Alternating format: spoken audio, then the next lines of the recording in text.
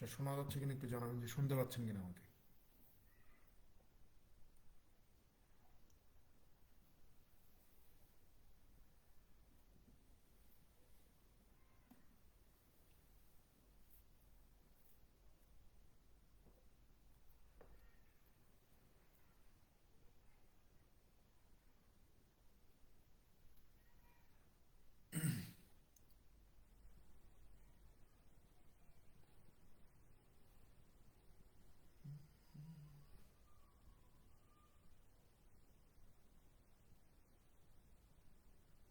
আচ্ছা, শোনা যাচ্ছে, ওকে ফাইন।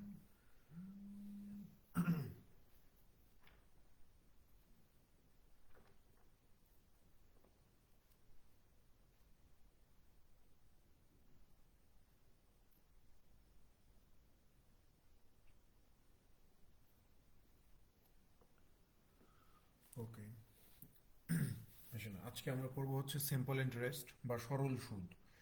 এই সরল সুদের বিষয়গুলো আমরা অনেক ছোট থেকেই পড়ে আসতেছি, ক্লাস 6, 7, 8 থেকে আমরা পড়ে আসতেছি যে সরল সুদ বা সুদের অঙ্ক। ঠিক আছে, এখানে মূলত এই অধ্যায়টা হচ্ছে ফর্মুলা বেসড। আপনাকে ফর্মুলাগুলো একটু মাথায় রাখতে হবে। এখন কথা হচ্ছে যে ফর্মুলা মাথায় রাখতে হবে তার মানে এই না যে ফর্মুলা মুখস্থ করতে হবে। একটা ফর্মুলা মনে রাখলে বাকিগুলো এমনিতেই পারা যায়। ঠিক আছে, আমি জাস্ট প্রথমে একটু একটু স্মরণ করায় দিই, কারণ এই পুরো ক্লাসটা ফর্মুলা দিয়েই শেষ হয়ে যাবে। ঠিক আছে, অন্য কোনোভাবে করার কোনো ওয়ে নেই। দেখেন, আমরা ইন্টারেস্টের একটা মাদার ফর্মুলা আছে, মাদার ফর্মুলা মানে কি, এই অধ্যায়ের মাদার ফর্মুলা হচ্ছে এটা, যে আমাদেরকে যখন বলে না যে সুদ কত পাবো, ইন্টারেস্ট কত পাবো, এটা বের করতে হবে। তো এই যে ইন্টারেস্ট, এই ইন্টারেস্ট বের করার যে সূত্রটা আমরা ব্যবহার করি, সেটা হচ্ছে এই যে প্রিন্সিপালের সাথে আমরা সময়কে গুণ করে দেই, আর তার সাথে আমরা এই যে রেট পার্সেন্ট যেটা থাকে এটাকে গুণ করে দিই। গুণ করে দিলে আমরা ইন্টারেস্ট পাই, তাই না? সো ইন্টারেস্ট কিভাবে বের করা লাগে, আমরা যদি আমার মূলধনের সাথে বা প্রিন্সিপালের সাথে যদি টাইমকে গুণ করি, এবং তার সাথে যদি আবার সুদের হার বা রেট পার্সেন্টকে যদি গুণ করে দেই, তাহলে আমরা এখানে ইন্টারেস্ট পাবো। এখন আমাদেরকে কখনো কখনো বলবে যে প্রিন্সিপালটা কত, এটা বের করেন। অর্থাৎ যদি আমাদেরকে বলে যে প্রিন্সিপাল কিভাবে বের করতে হবে, সো আপনি কিন্তু চাইলেই এই ফর্মুলাটা থেকেই আপনি প্রিন্সিপাল বের করতে পারবেন। যে প্রিন্সিপাল কিভাবে বের করতে হবে, আপনি তখন বলবেন যে ভাইয়া, এই যে এই পাশে আগে থেকে আমার ইন্টারেস্ট তো ছিলই, এই যে 100 ডান পাশে নিচে ছিল, বাম পাশে যখন পার করব এটা উপরে উঠে যাবে, এটা উপরে উঠে যাবে।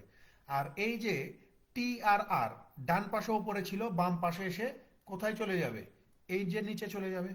সো এই সূত্রটা প্রয়োগ করলে আমরা প্রিন্সিপাল কত এটা বের করতে পারবো। তার মানে এই একটা সূত্র মনে রাখলে এটাও বের করা সম্ভব। আবার কখনো কখনো আমাদেরকে বলবে যে টাইম বের করে দেন, মানে কত বছরের জন্য আপনি টাকাটা সুদে খাটাইছেন বা কত বছরের জন্য আপনি সুদে লোন নিছেন, এটা বের করেন। সময় বের করতে বলবে। সো সময় বের করার জন্য সেম জিনিস, যে এই পাশে আগে থেকে আমার ইন্টারেস্ট তো আগে থেকে ছিল, 100 ডান পাশে আমার নিচে ছিল, বাম পাশে উপরে চলে যাবে। আর এই পাশে থাকলো কে কে, থাকলো হচ্ছে পি আর হচ্ছে আর, এই যে পি আর গুণ করে দিব। এটা হচ্ছে টাইম বের করার সূত্র। আবার কখনো কখনো আপনাকে জিজ্ঞাসা করবে যে সুদের হার কত, রেট পার্সেন্ট বের করেন, এই আরটা বের করতে বলবে। সো আর বের করব কিভাবে, সেম একই জিনিস, যে ভাই এই পাশে আগে থেকে আমার ইন্টারেস্ট ছিল, 100টা ওপরে উঠে যাবে, আর নিচে কি বসবে, প্রিন্সিপাল আর টাইম গুণ অবস্থায় বসবে। ঠিক আছে, এই চারটা জিনিসই ঘুরে ফিরে আপনাকে জিজ্ঞাসা করবে যে আপনার ইন্টারেস্টের পরিমাণ কত, আপনার প্রিন্সিপালটা কত, আপনি কত বছরের জন্য সুদের উপর টাকা খাটাইছেন, এবং আপনার সুদের হারটা কত। এই চারটা জিনিস জিজ্ঞাসা করে। মাঝে মাঝে কিছু প্রশ্নে আপনাকে আরেকটা নতুন একটা জিনিস জিজ্ঞাসা করবে, বা নতুন একটা টার্ম আপনারা দেখতে পাবেন, সেটা হচ্ছে অ্যামাউন্ট। অ্যামাউন্ট বাংলায় আমরা যাকে বলি সুদ আসল, সুদ সহ আসল যেটা, অর্থাৎ এই অ্যামাউন্টের ভিতরে দুইটা জিনিস থাকে। অ্যামাউন্টের ভিতরে একটা থাকে হচ্ছে আপনার প্রিন্সিপাল, মূলধন বা আসল, আর একটা থাকে হচ্ছে আপনার ইন্টারেস্ট বা সুদ। এই জন্য আমরা অ্যামাউন্টকে বলি হচ্ছে সুদ আসল। সো অ্যামাউন্টের মধ্যে দুইটা জিনিস থাকে, প্রিন্সিপাল থাকে আর ইন্টারেস্ট থাকে। প্রিন্সিপাল আর ইন্টারেস্ট যোগ করে দিলেই আমরা অ্যামাউন্ট কত এটা বের করতে পারবো। ঠিক আছে, এই জিনিসগুলো আর মুখস্থের কোনো কিছু নাই, কারণ এই সূত্রটা আমরা স্কুল জীবন থেকে পড়ে আসতেছি। এইটা যদি কোনো মানুষের মাথায় থাকে, তাহলে ওকে যেইটাই বের করতে বলুক ও বের করতে পারবে, প্রিন্সিপাল বলুক, টাইম বলুক আর রেট বলুক, যেইটাই বলুক বের করতে পারবে। এবং কিভাবে বের করবে সেটা আমি দেখাই দিলাম যে কিভাবে বের করবে, জাস্ট এই একটা ফর্মুলা মাথায় রাখতে হবে। ঠিক আছে, এখন আসেন প্রশ্ন সমাধানে চলে যায়। এই অধ্যায়টা কম্পারেটিভলি খুব ইজি, অন্যান্য অধ্যায়ের চেয়ে একটা ক্লাসই যথেষ্ট, এবং প্রশ্নের টাইপও খুব লিমিটেড। একই জিনিস বারবার জিজ্ঞাসা করবে, আপনারাই বিরক্ত হয়ে যাবেন যে একই জিনিস বারবার কেন আসতেছে।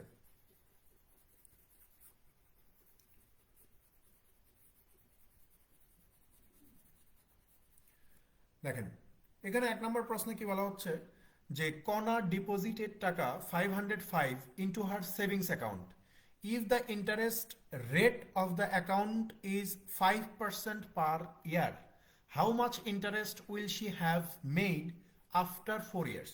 বলতেছে যে কণা তার অ্যাকাউন্টে 505 টাকা জমা রাখছে, যদি সুদের হার 5% হয় তাহলে 4 বছর পর সে কত টাকা সুদ পাবে। 505 টাকা ব্যাংকে জমা রাখছে 4 বছরের জন্য, সুদের হার যদি 5% হয় তাহলে সে 4 বছর পরে কত টাকা সুদ পাবে এটা বের করতে হবে। সুদ কত, ঠিক আছে। তাহলে কিছুক্ষণ আগে বলছি যে ইন্টারেস্ট কিভাবে বের করা লাগে।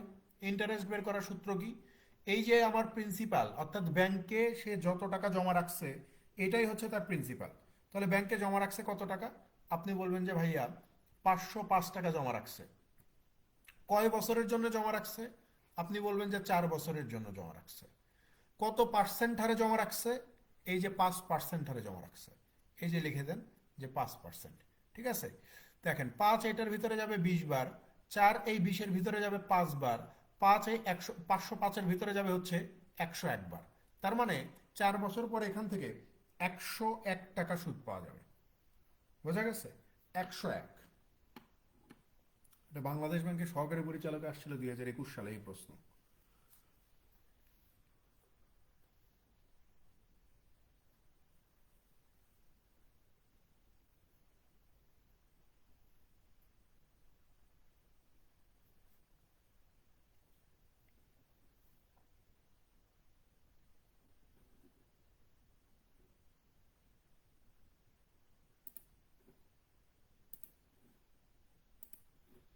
পরেরটাতে চলে যান, 2 নম্বর।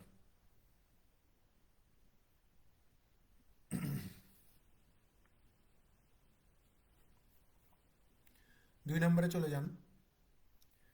দেখেন 2 নম্বরে কি বলা হচ্ছে যে এ পার্সন বরোস টাকা 5,000 for 2 years at 4% per annum simple interest. He immediately lends it to another person at 6 whole 1/4% per annum for 2 years. Find his gain in the transaction per year. বলতেছে যে একজন মানুষ 5,000 টাকা ধার করছে 2 বছরের জন্য 4% হার সরল সুদে। সে এই 5,000 টাকা ধার করে এনে সাথে সাথেই এই 5,000 টাকা 2 বছরের জন্য 6/4% হারে আবার অন্য আরেকজনকে ধার দিছে। তো জিজ্ঞাসা করছে যে find his gain in the transaction per year, তাহলে ওই মানুষটার প্রতি বছরে লাভ কত হবে। ধরে নেন যে আমি সোনালী ব্যাংকের কাছ থেকে 5,000 টাকা ঋণ নিছি। কথা বুঝছেন, আমি সোনালী ব্যাংকের কাছ থেকে 5,000 টাকা 4% হার সরল সুদে 2 বছরের জন্য ধার নিছি। ধার নিয়ে এসে আমি সুমন ভাইকে এই 5,000 টাকা 2 বছরের জন্যই ধার দিচ্ছি। আমি যেই 5,000 টাকা সোনালী ব্যাংকের কাছ থেকে নিয়ে আসছি, এই 5,000 টাকা আমি সুমন ভাইকে ধার দিয়ে দিলাম সাথে সাথে। ব্যাংক থেকে বের হয়ে সুমন ভাইকে ধার দিলাম 2 বছরের জন্য, এবং সুমন ভাইকে বললাম যে ভাই আমাকে ইন্টারেস্ট দেয়া লাগবে 6/4% হারে। এই 6/4% মানে হচ্ছে এই যে 25/4%, বা এইটাকে আপনি বলতে পারেন 6.25%। তাহলে ব্যাংকের কাছ থেকে আমি ধার নিছি 4% হার সুদে, আমি সুমন ভাইকে ধার দিচ্ছি 6.25% হার সুদে। তাহলে এখানে আমার মুনাফা হবে না? আপনি বলবেন যে হ্যাঁ আপনার মুনাফা হবে। তাহলে আমার মুনাফা কতটুকু হবে? আমি বলবো যে আমি সুমন ভাইয়ের কাছ থেকে বছরে 100 টাকায় 6.25 টাকা পাবো, আর এই 6.25 টাকা থেকে 4 টাকা আমি সোনালী ব্যাংককে দিয়ে দিব। তাহলে আমার কাছে থাকবে কত? আপনি বলবেন যে ভাইয়া আপনার কাছে থাকবে 2 টাকা 25 পয়সা, বা 2.25% টাকা আমার কাছে থাকবে। আমার কাছে লভ্যাংশ হিসেবে কত থাকবে? 2.25% টাকা থাকবে। এখন এই 2.25%-এর ভ্যালু কত? তখন আপনি বলবেন এই যে 5,000 টাকা যে আপনি ধার দিলেন, এইটার 2.25%। তাহলে খেয়াল করেন, এই যে আমার প্রিন্সিপাল হচ্ছে 5,000 টাকা, আমার সুদের হার কত? এই যে 2.25%, ঠিক আছে, গুণন এই যে আমার সময় কত? 2 বছর। এই যে আমি 2 বছর লিখলাম। এখন আপনি বলতে পারেন যে ভাই এখান থেকে দশমিক তো ঝামেলা করতেছে। আপনি দশমিক থেকে হটাইতে পারেন, মানে দশমিক থেকে ফেলে দিতে পারেন। কিভাবে? যদি দশমিককে আমি এখান থেকে বাদ দিয়ে দিই, তাহলে দশমিকের পরে কয়টা ডিজিট আছে? 2টা ডিজিট আছে। সো এখানে জাস্ট 2টা শূন্য আপনি অ্যাড করে দেন, তাইলেই আপনার কাজ শেষ। তাহলে 1 2 3, এই যে 1 2 3 কেটে গেল। 5 এই 10-এর ভিতরে কতবার যাবে? 2বার যাবে। 2 আর 2 কেটে গেল, হবে কত? 225 টাকা। তার মানে এই 225 টাকা প্রফিট করতেছে আমি কয় বছরে? 2 বছরে। তাহলে খেয়াল করেন, 2 বছরে আমি প্রফিট করতেছি 225 টাকা, কিন্তু প্রশ্ন আমাকে জিজ্ঞাসা করছে পার ইয়ার, প্রতি বছরে আমার প্রফিট কত? প্রতি বছর।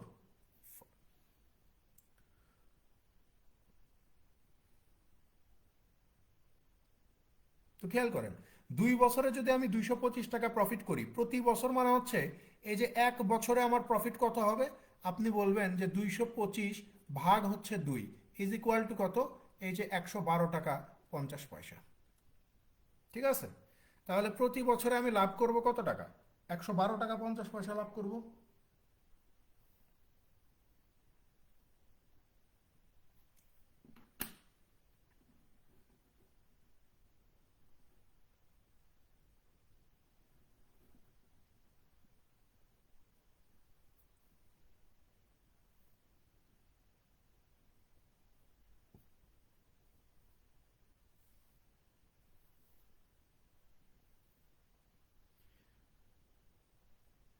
বোঝা যাচ্ছে? বুঝতে পারতেছেন? মাত্র একজন কমেন্ট করছেন, 24 জন, 28 জনের মতো ক্লাস দেখতেছে। বুঝতে পারতেছেন?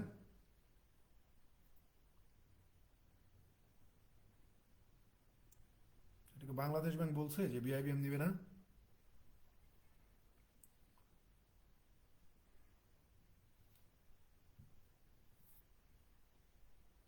বিআইবিএম না নিলে কি হবে? বিআইবিএম না নিলে কি হবে বলেন? কিচ্ছু হবে না। পরীক্ষা যেই নেক, প্রশ্ন এগুলাই দিবে।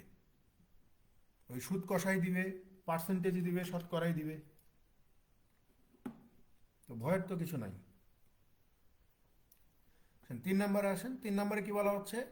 যে the interest charged on a loan is $P per $1,000 for the first month and $Q per $1,000 for each month after the first month. How much interest will be charged during the first 3 months on a loan of taka 10,000?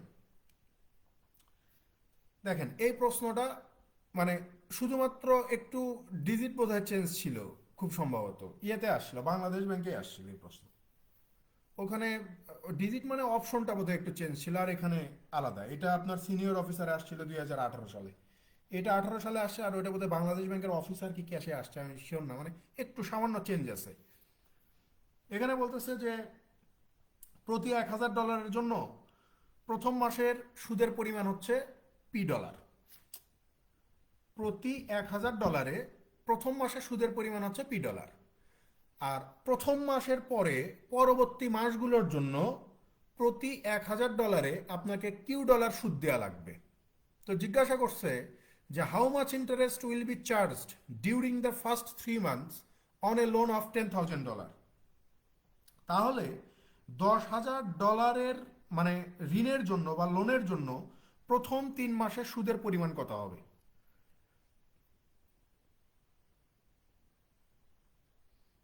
$10,000 লোনের জন্য প্রথম 3 মাসের সুদের পরিমাণটা কত হবে? খেয়াল করেন, খুব মানে মনোযোগ দিয়ে খেয়াল করেন। এখানে প্রথম মাসের জন্য একটা শর্ত দিছে। প্রথম মাসের জন্য আমরা এখানে 3 মাসের সুদের পরিমাণ চাইছে, তো আগে আমরা প্রথম মাসটা দেখি। আমরা প্রথম মাসটা দেখি যে প্রথম মাসে কি ঘটবে। প্রথম মাস, প্রথম মাসে বলতেছে যে $1,000 জন্য $P সুদ দেওয়া লাগবে। তো ঠিক আছে, আমি $1,000 জন্য সুদ দিব কত? $P। আমি লোন নিছি কত টাকা? প্রতি $1,000 আমাকে $P সুদ দিতে হচ্ছে। আমি লোন নিছি কত? আপনি বলবেন যে 10,000 লোন নিছেন। তাহলে এই যে $10,000 জন্য আমি কত টাকা সুদ দিব প্রথম মাসে?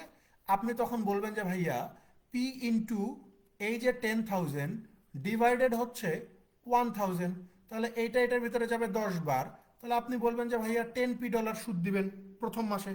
এটা প্রথম মাসের কথা গেল। এখন আসেন এই যে দ্বিতীয় এবং তৃতীয়, এই 2 মাসে আমার কি অবস্থা হবে? যেহেতু 3 মাসের সুদ চাইছে, তো প্রথম মাসেরটা বের করছি।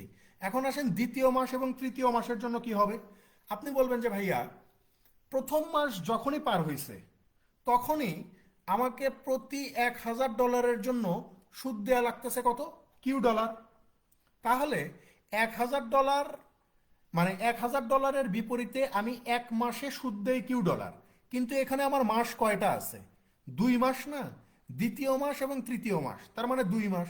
তাহলে $1,000 জন্য যদি 1 মাসে $Q সুদ দেওয়া লাগে, তাহলে 2 মাসে কত ডলার সুদ দেওয়া লাগবে? আপনি বলবেন যে $2Q সুদ দিতে হবে। তাহলে আমি ধার নিছি কত? আপনি বলবেন যে ভাইয়া 10,000 ধার নিছেন। তাহলে 10,000-এর জন্য কত টাকা দিতে হবে? আপনি বলবেন যে 2Q ইন্টু 10,000 ডিভাইডেড হচ্ছে 1,000। 1 2 3 1 2 3, তাহলে এখানে কত হবে? 10 × 20Q। তাহলে এই যে 3 মাসে আমার সুদের পরিমাণ জানতে চাইছে, তাহলে প্রথম মাসে সুদ দিতে হয়েছে আমাকে 10P টাকা, দ্বিতীয় এবং তৃতীয় মাসে সুদ দেওয়া লাগবে আমাকে কত? এই যে 20Q টাকা। তাহলে এই যে 3 মাসের টোটাল সুদের পরিমাণ কত হয়ে যাবে? 10P plus 20Q। বোঝা গেছে?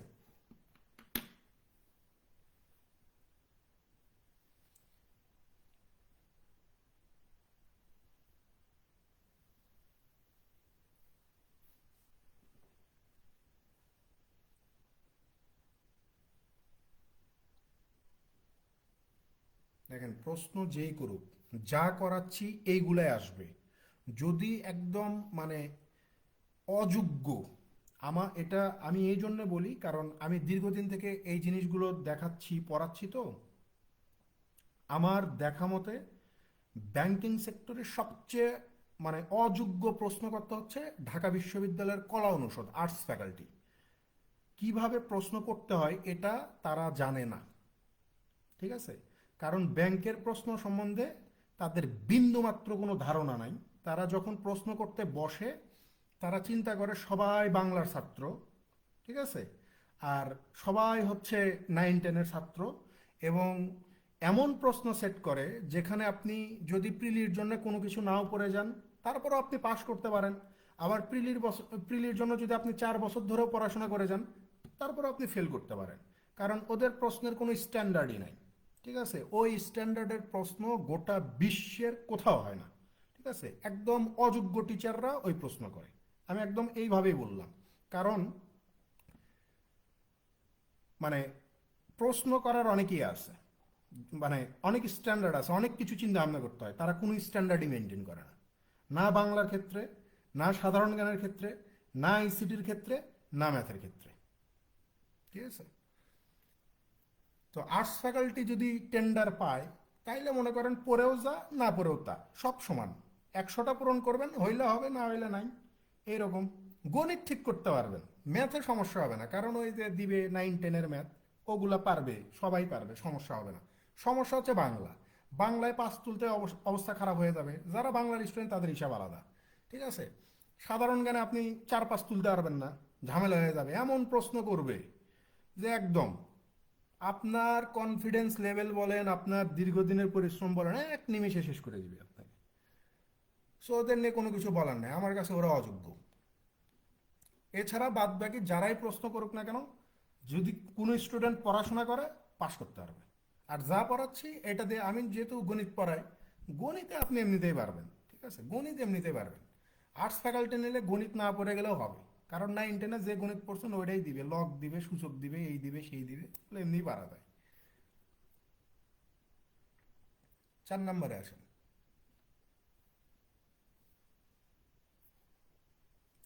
আইবিএ তো নেবে না, সেটা তো অনেক আগে থেকেই বলছি যে আইবিএ কখনো এত বড় পরীক্ষা নেবে না, কারণ আইবিএ কে এত টাকা দিবে না, ঠিক আছে? আইবিএ এত বড় পরীক্ষা নেওয়ার জন্য যত টাকা নিবে, এত বড় কলেজে এখনো বিএসসির হয় নাই বা বাংলাদেশ ব্যাংকের হয় নাই যে আইবিএ কত টাকা দিবে। বুঝতে পারছেন? আইবিএ ওই ঝামেলার মধ্যেই যাবে না। 4 নম্বরে আসেন। 4 নম্বরে কি বলা হচ্ছে যে the simple interest on a sum of money will be টাকা 600 after 10 years. If the principal is trebled after 5 years, what will be the total interest at the end of the 10th year? দেখেন এই প্রশ্নটা মজার একটা প্রশ্ন, এটা অনেক জায়গাতেই আসছে, ঠিক আছে। এখানে বলা হচ্ছে যে একটা নির্দিষ্ট পরিমাণ আসল সরল সুদে 10 বছরে 600 টাকা হবে। তো যদি 5 বছর পরে আসলটা 3 গুণ হয়, তাহলে 10 বছর পরে আপনি মোট কত টাকা সুদ পাবেন? কথা বুঝছেন? এখানে একটা মানে কাহিনী আছে, কাহিনীটা বোঝেন আগে, তাহলে এই ম্যাথ সহজ লাগবে। আমি যদি আপনাকে বলি যে ভাই ধরে নেন যে আপনার মূলধন হচ্ছে 100 টাকা, আপনার মূলধন 100 টাকা। আমি আপনাকে বললাম টাইম হচ্ছে আপনার 1 বছর। আমি যদি বলি যে আপনি সুদ কত পাবেন, সুদ কত পাবেন, আপনি তখন বলবেন যে ভাইয়া ও এখানে রেট পার্সেন্টটা দিই। এবং আমি আপনাকে বলেও দিলাম যে ভাই রেট পার্সেন্ট হচ্ছে 10%। আমি যদি এখন বলি যে আপনার সুদের পরিমাণ কত, আপনি বলবেন যে ভাই এটা তো সহজ, এই যে 100 হচ্ছে আমার প্রিন্সিপাল, রেট হচ্ছে আমার 10%, সময় হচ্ছে আমার 1 বছর, তাহলে এখান থেকে আমি 10 টাকা সুদ পাবো। আমি বললাম যে খুব ভালো কথা, ফাইন।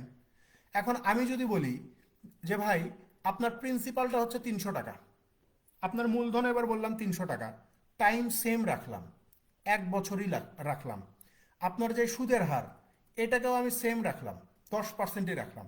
এইবার যদি আপনাকে বলি যে ইন্টারেস্ট কত আসবে, আপনি তখন বলবেন যে ভাই এটাও সহজ, 300 টাকা আমার মূলধন, 10% হচ্ছে সুদের হার, সময় হচ্ছে 1 বছর, তাহলে এইবার আমি ইন্টারেস্ট পাবো কত? এই যে 30 30 টাকা। তাহলে আপনি বলবেন যে এখানে আর কি এমন বোঝার আছে? হ্যাঁ, বোঝার আছে একটা জিনিস। আপনি এখানে খেয়াল করেন তো, সবই সমান, সবই সেম, শুধু দুইটা জিনিস আলাদা।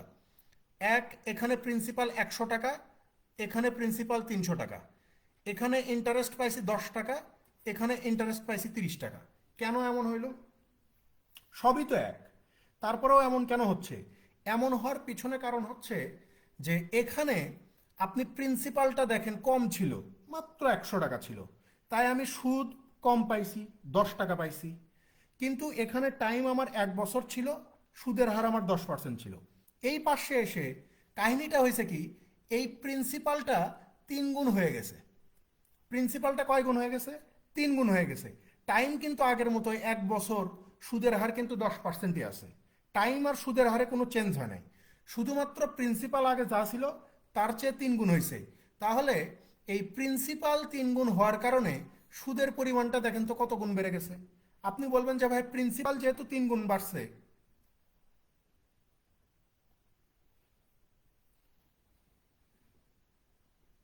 ইন্টারনেট কি ঝামেলা করতেছে?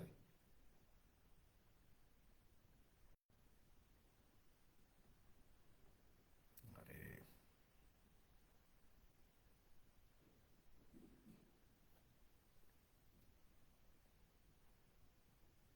আজকে নেট একটু ঝামেলা করতেছে। দেখেন, তাহলে প্রিন্সিপাল 100 থেকে 3 গুণ হয়ে 300 হয়েছে। তাহলে এই সুদের পরিমাণটাও আপনি দেখেন, প্রথমে আমরা পাইছি 10 টাকা, এখন পাইছি কত? 30 টাকা। তার মানে সুদের পরিমাণটাও আমার কি হয়েছে? 3 গুণ হয়ে গেছে। তাহলে আমরা বলতে পারি যে এরকম সিচুয়েশন আরও আসতে পারে সামনে, যে ভাই আমার প্রিন্সিপালটা যত গুণ বৃদ্ধি পাবে, প্রিন্সিপালটা যত গুণ বৃদ্ধি পাবে, এই সুদের পরিমাণটাও ঠিক তত গুণ বৃদ্ধি পাবে। কি বললাম? প্রিন্সিপাল যত গুণ বৃদ্ধি পাবে, সুদের পরিমাণটাও ঠিক তত গুণ বৃদ্ধি পাবে। এখানে প্রিন্সিপাল বৃদ্ধি পাচ্ছে 3 গুণ, দেখেন সুদের পরিমাণও বৃদ্ধি পাইছে কত গুণ? 3 গুণ। কিন্তু শর্ত থাকে যে এই দুইটা জিনিস এক হওয়া লাগবে, এই দুইটা জিনিস এক হওয়া লাগবে। টাইম আর মানে সুদের হার, এই দুইটা জিনিস উভয় ক্ষেত্রে কি হইতে হবে? সমান হইতে হবে বা সেম থাকতে হবে। যেমন প্রথম ক্ষেত্রেও টাইম 1 বছর, রেট 10%, দ্বিতীয় ক্ষেত্রেও টাইম 1 বছর, রেট 10%। মূল কথা যে আমার সময় এবং সুদের হার যদি সেম থাকে, তাহলে প্রিন্সিপাল যত গুণ বৃদ্ধি পাবে, এই সুদের পরিমাণটাকেও আমরা তত গুণ বৃদ্ধি করে দিতে পারি। এখন এইটা আমি কেন বুঝাইলাম, এইটা বোঝানোর পেছনে কারণ হচ্ছে এই কনসেপ্টটা আমরা এই ম্যাথ সমাধান করার ক্ষেত্রে প্রয়োগ করব। এখানে আমাদেরকে বলতেছে যে এখানে একটা নির্দিষ্ট মূলধন ছিল, কত টাকা মূলধন ছিল বা কত টাকা প্রিন্সিপাল ছিল এটা আমাদের জানা নাই, জানার দরকারও নাই। শুধু বলতেছে যে ওই মূলধনটা থেকে 10 বছরে আমি 600 টাকা সুদ পাবো, 10 বছরে 600 টাকা সুদ পাবো। তাহলে আপনি যদি 10 বছরে যদি 600 টাকা সুদ পেয়ে যান, তাহলে 1 বছরে আপনি কত টাকা সুদ পাবেন? আপনি বলবেন যে ভাইয়া 600/10 ইজ ইকুয়াল টু 60 টাকা সুদ পাবো, 60 টাকা সুদ পাবো। 10 বছরে যদি 600 সুদ পাই, তাহলে 1 বছরে পাবো 60 টাকা। তো আমাকে বলতেছে যে এই 10 বছরের মধ্যে প্রথম 5 বছর পরে যদি মূলধন 3 গুণ হয়, তার মানে কি 10 বছরের মধ্যে এই যে 10 বছর, এইটাকে দুইটা ভাগে ভাগ করা হয়েছে। একটা ভাগে বলা হচ্ছে যে প্রথম 5 বছরে আমি সুদ কত টাকা পাবো? আপনি বলবেন যে ভাইয়া 1 বছরে আপনি পান 60 টাকা, তাহলে 5 বছরে আপনি সুদ কত পাবেন? আপনি বলবেন যে 5×60 300 টাকা সুদ পাবো, 5×60 300 টাকা। ওই একই মূলধনের ওপরে, ওই একই মূলধনের ওপরে একই হার সুদে আমি এই যে দ্বিতীয় 5 বছরের উপরে আমি দ্বিতীয় 5 বছরে আমি কত টাকা সুদ পাবো? 10 বছরের মধ্যে প্রথম 5 বছরে 5×60 300 টাকা সুদ পাইছি। তাহলে এই যে লাস্ট 5 ইয়ার বা লাস্টই বলি শেষ 5 বছর, আমি যদি বলি যে শেষ 5 বছর, এই যে লাস্ট 5 ইয়ারে আমি কত টাকা সুদ পাবো? আপনি বলবেন যে ভাইয়া এই যে বলেই দিছে যে if the principal is trebled after 5 years, মূলধনটা 5 বছর পরে 3 গুণ হবে। তার মানে প্রথম 5 বছর আপনি 300 টাকা সুদ পাইছেন, মেনে নিছি, কিন্তু এই প্রথম 5 বছর পরে আমি মূলধনটাকে 3 গুণ করছি। তাহলে কিছুক্ষণ আগেই বলছি যে মূলধন যত গুণ হবে সুদের পরিমাণও তত গুণ বৃদ্ধি পাবে। তাহলে এই শেষ 5 বছরে আমার মানে সুদের পরিমাণ কত বৃদ্ধি পাবে? আপনি বলবেন যে আগে পাইছেন 5 বছরে 300 টাকা, আর এখন যেহেতু মূলধন আপনার 3 গুণ হয়ে গেছে, তাহলে এই যে সুদ 300, এইটাও আপনার কি হয়ে যাবে? 3 গুণ হবে। তাহলে 300 3 গুণ হলে কত হয়ে যায়? এই যে 900 হয়ে যায়, 900 হয়ে যায়। তাহলে জিজ্ঞাসা করছে যে 10 বছর শেষে আপনি কত টাকা সুদ পাবেন? তাহলে এই 10 বছরে কত টাকা সুদ পাচ্ছেন? প্রথম বছরে 300 টাকা, মানে প্রথম 5 বছরে 300 টাকা, শেষ 5 বছরে 900 টাকা। তাহলে টোটাল সুদ আসতেছে কত? এই যে 300 আর হচ্ছে 900 ইজ ইকুয়াল টু 1200 টাকা। বোঝা গেছে যে 10 বছরে আমি ইন্টারেস্ট পাবো 1200 টাকা।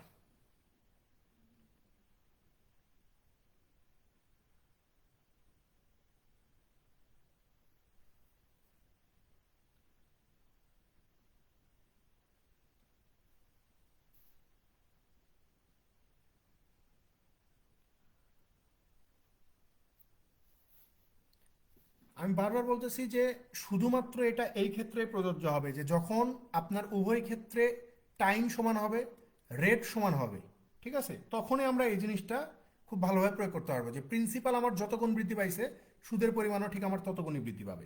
এখানেও সেম কাজটা হয়েছে যে এখানে একটা নির্দিষ্ট একটা মূলধনের উপরে নির্দিষ্ট একটা সুদের হারে প্রথম 5 বছরে আপনি যা পাচ্ছেন পরবর্তী 5 বছরে 3 গুণ পাবেন, কারণ আপনার মূলধন 3 গুণ হয়ে গেছে, তাই না? তাহলে প্রথম 5 বছরে যদি আমি 300 পাই, তাহলে পরবর্তী 5 বছরে কত পাবো? 300 3 গুণ। তো 300 3 গুণ কত? 900 টাকা। তাহলে 10 বছরে কত পাচ্ছি? প্রথম 5 বছরে 300, শেষ 5 বছরে 900, এই টোটাল পাচ্ছি আমি 1200 টাকা। বোঝা গেছে ভাই? এই প্রশ্ন মানে খুবই গুরুত্বপূর্ণ, অনেক পরীক্ষাতেই আসছে, ব্যাংকের সামনেও আসবে, কারণ প্রচুর পরিমাণে রিপিট প্রশ্ন সামনে হবে।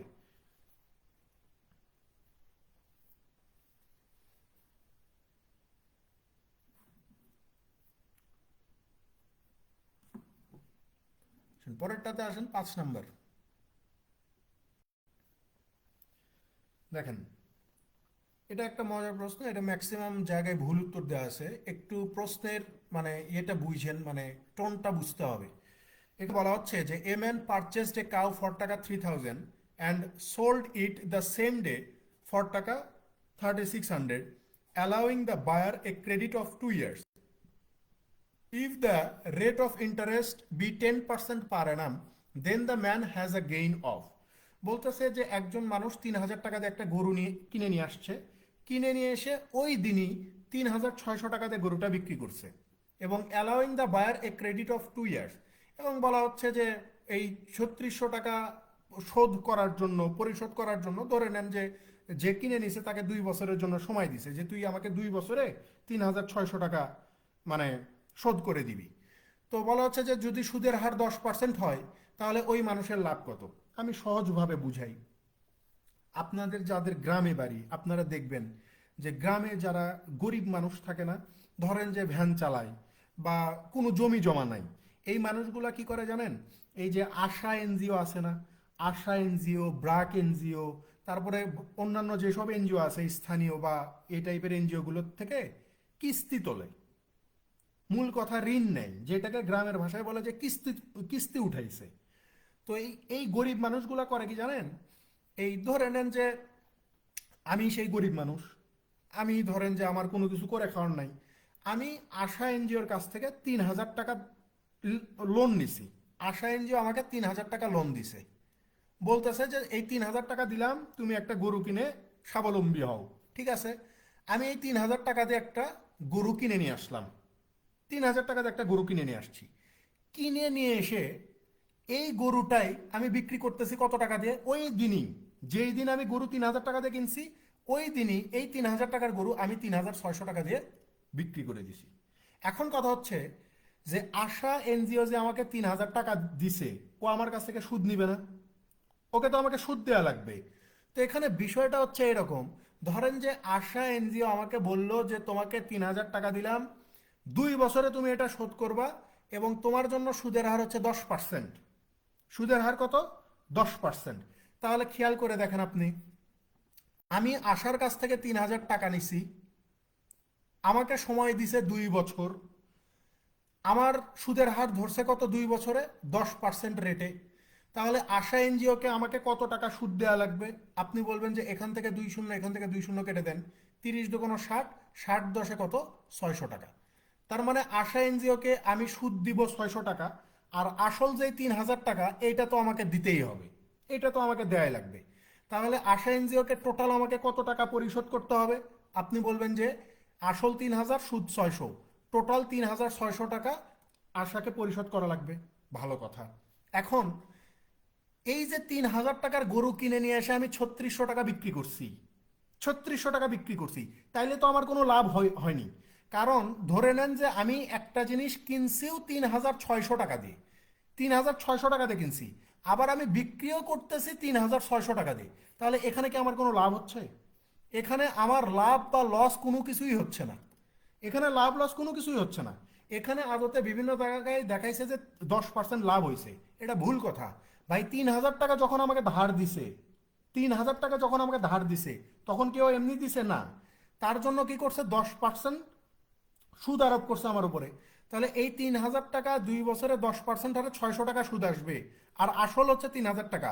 টোটাল আমাকে 3,600 টাকা তাকে দেওয়া লাগবে। আর আমি 3,000 গরু কিনে নিয়ে এসে 3,600 দিয়ে বিক্রি করছি, তার মানে কি? আমি 3,600 টাকা দিয়ে কিনছি, 3,600 টাকায় বিক্রি করছি, তাহলে এখানে তো আমার লাভ লস কোনো কিছু হয়নি। তার মানে উত্তর 0% হবে না?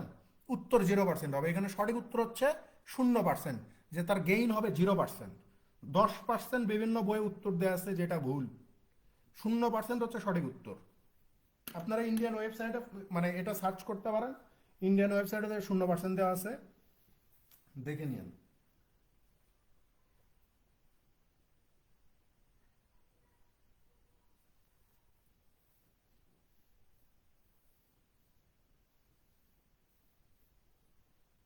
এই যে গ্রামের মানুষগুলা ধরেন, মানে যারা,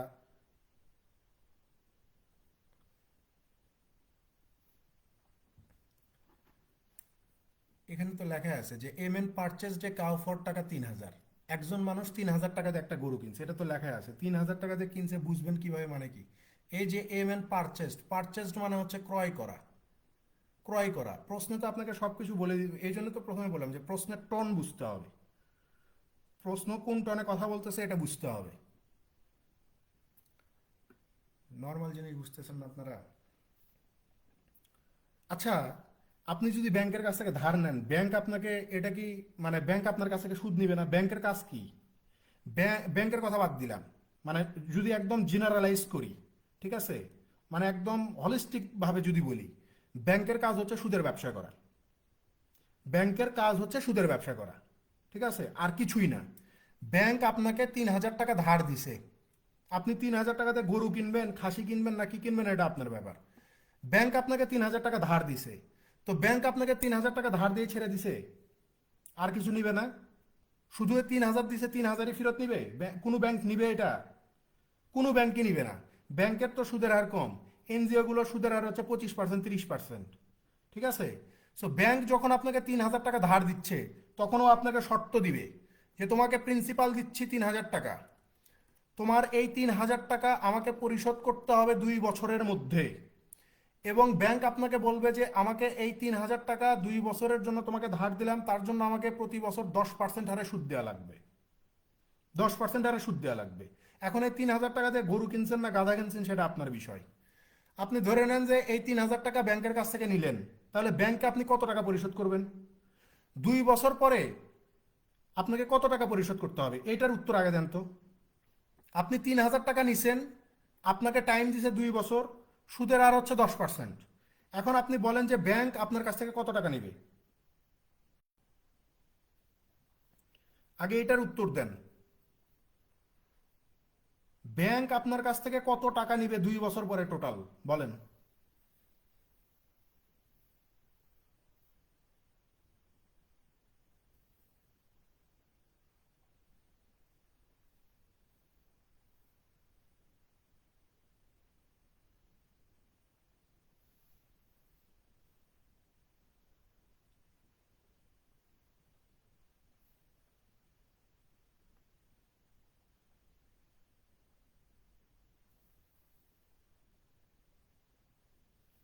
3,600 টাকা নেবে। আচ্ছা ভালো, তাহলে 3,600 টাকা নিল।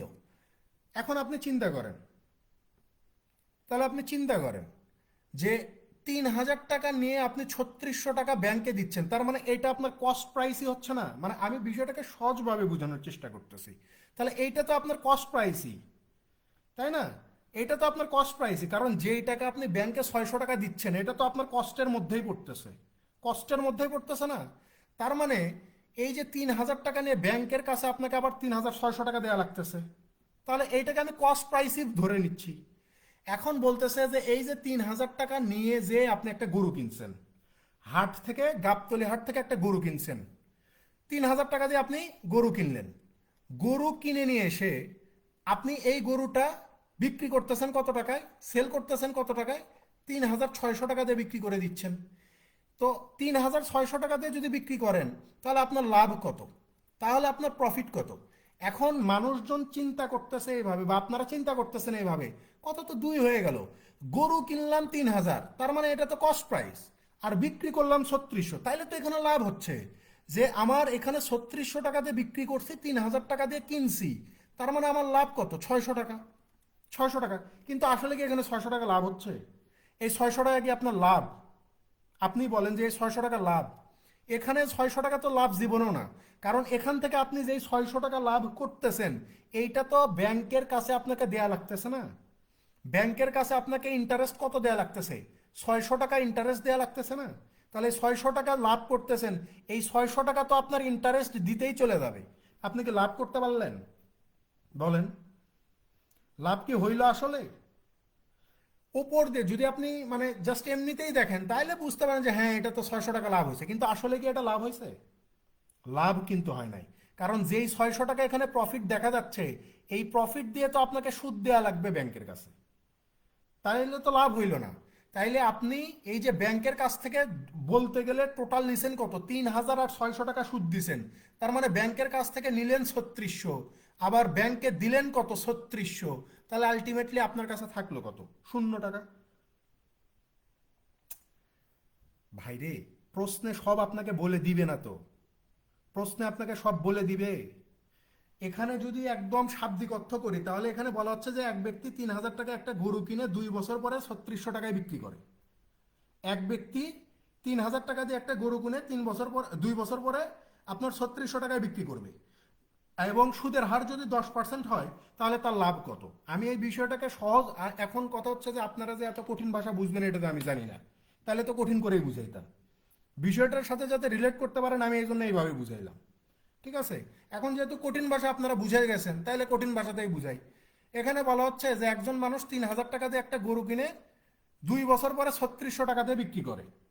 ঠিক আছে? 2 বছর পরে 3,600 টাকা দিয়ে বিক্রি করে, সুদের হার যদি 10% হয় তাহলে তার শতকরা লাভ কত? সুদের হার 10% মানে কি? তার মানে আপনাকে বুঝতে হবে না যে এই যে 3,000 টাকা দিয়ে গরু কিনছে, এই যে গরুটা সে কিনলো 3,000 টাকা দিয়ে, তার মানে এটা লোন করেই কিনছে বা কোনো না কোনো জায়গা থেকে ধার করেই কিনছে,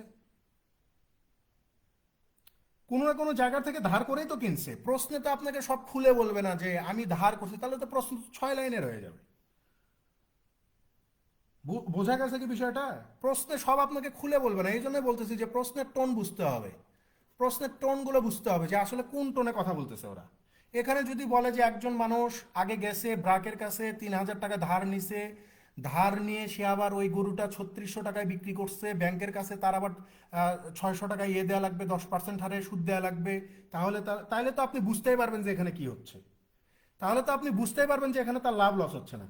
আপনি যাতে বুঝতে না পারেন এই জন্য তো ওরা কাহিনী করছে, এবং এখানে কঠিন ভাষা ইউজ করছে যে allowing the buyer a credit of 2 years. এই কথা কিছুই না, এই কথাটার মানে ভাবার্থ করলে দাঁড়ায় যে ভাই 2 বছরে আপনাকে এই 3600, মানে 2 বছর পর আপনি 3600 টাকা দিয়ে গরুটা বিক্রি করবেন এবং আপনার সুদের হার হবে 10%। বোঝা গেছে? এখানে এসব ক্রেডিট ফ্রেডিট কোনো কথাই নাই, ভাবার্থ করতে হবে। আপনি শাব্দিক অর্থ করে গেলে ঝামেলায় পড়বেন, এতে প্যাঁচ লাগাই যাবে। এবং এখানে ম্যাক্সিমাম বই লেখকের ক্ষেত্রে এই কাজটা হয়েছে। ওনারা বের করছেন যে 2 বছরে প্রফিট হয়েছে 600 টাকা, 1 বছরে প্রফিট হয়েছে 300 টাকা, তাহলে লাভ কত হচ্ছে? লাভ কত বের করে দিচ্ছে? 10%। আরে ভাই তোমার কাছে তো লাভ চায় নাই, 10% লাভ এটা তো দেওয়াই আছে যে আমার মানে ইন্টারেস্ট পাচ্ছে 10%, তুমি আবার লাভ 10% কই পাইলা? ঠিক আছে? এখানে ম্যাক্সিমাম মানে মানুষজন এই জায়গাটাতে ভুল, মানে ভুল চিন্তা ভাবনা করতেছে। এই জন্য আমি সহজ করে বোঝানোর চেষ্টা করলাম। এখন আপনারা তো সহজ জিনিস বোঝেন না দেখতেছি। এখানে প্রশ্নের এগুলো টোনগুলো বুঝতে হবে।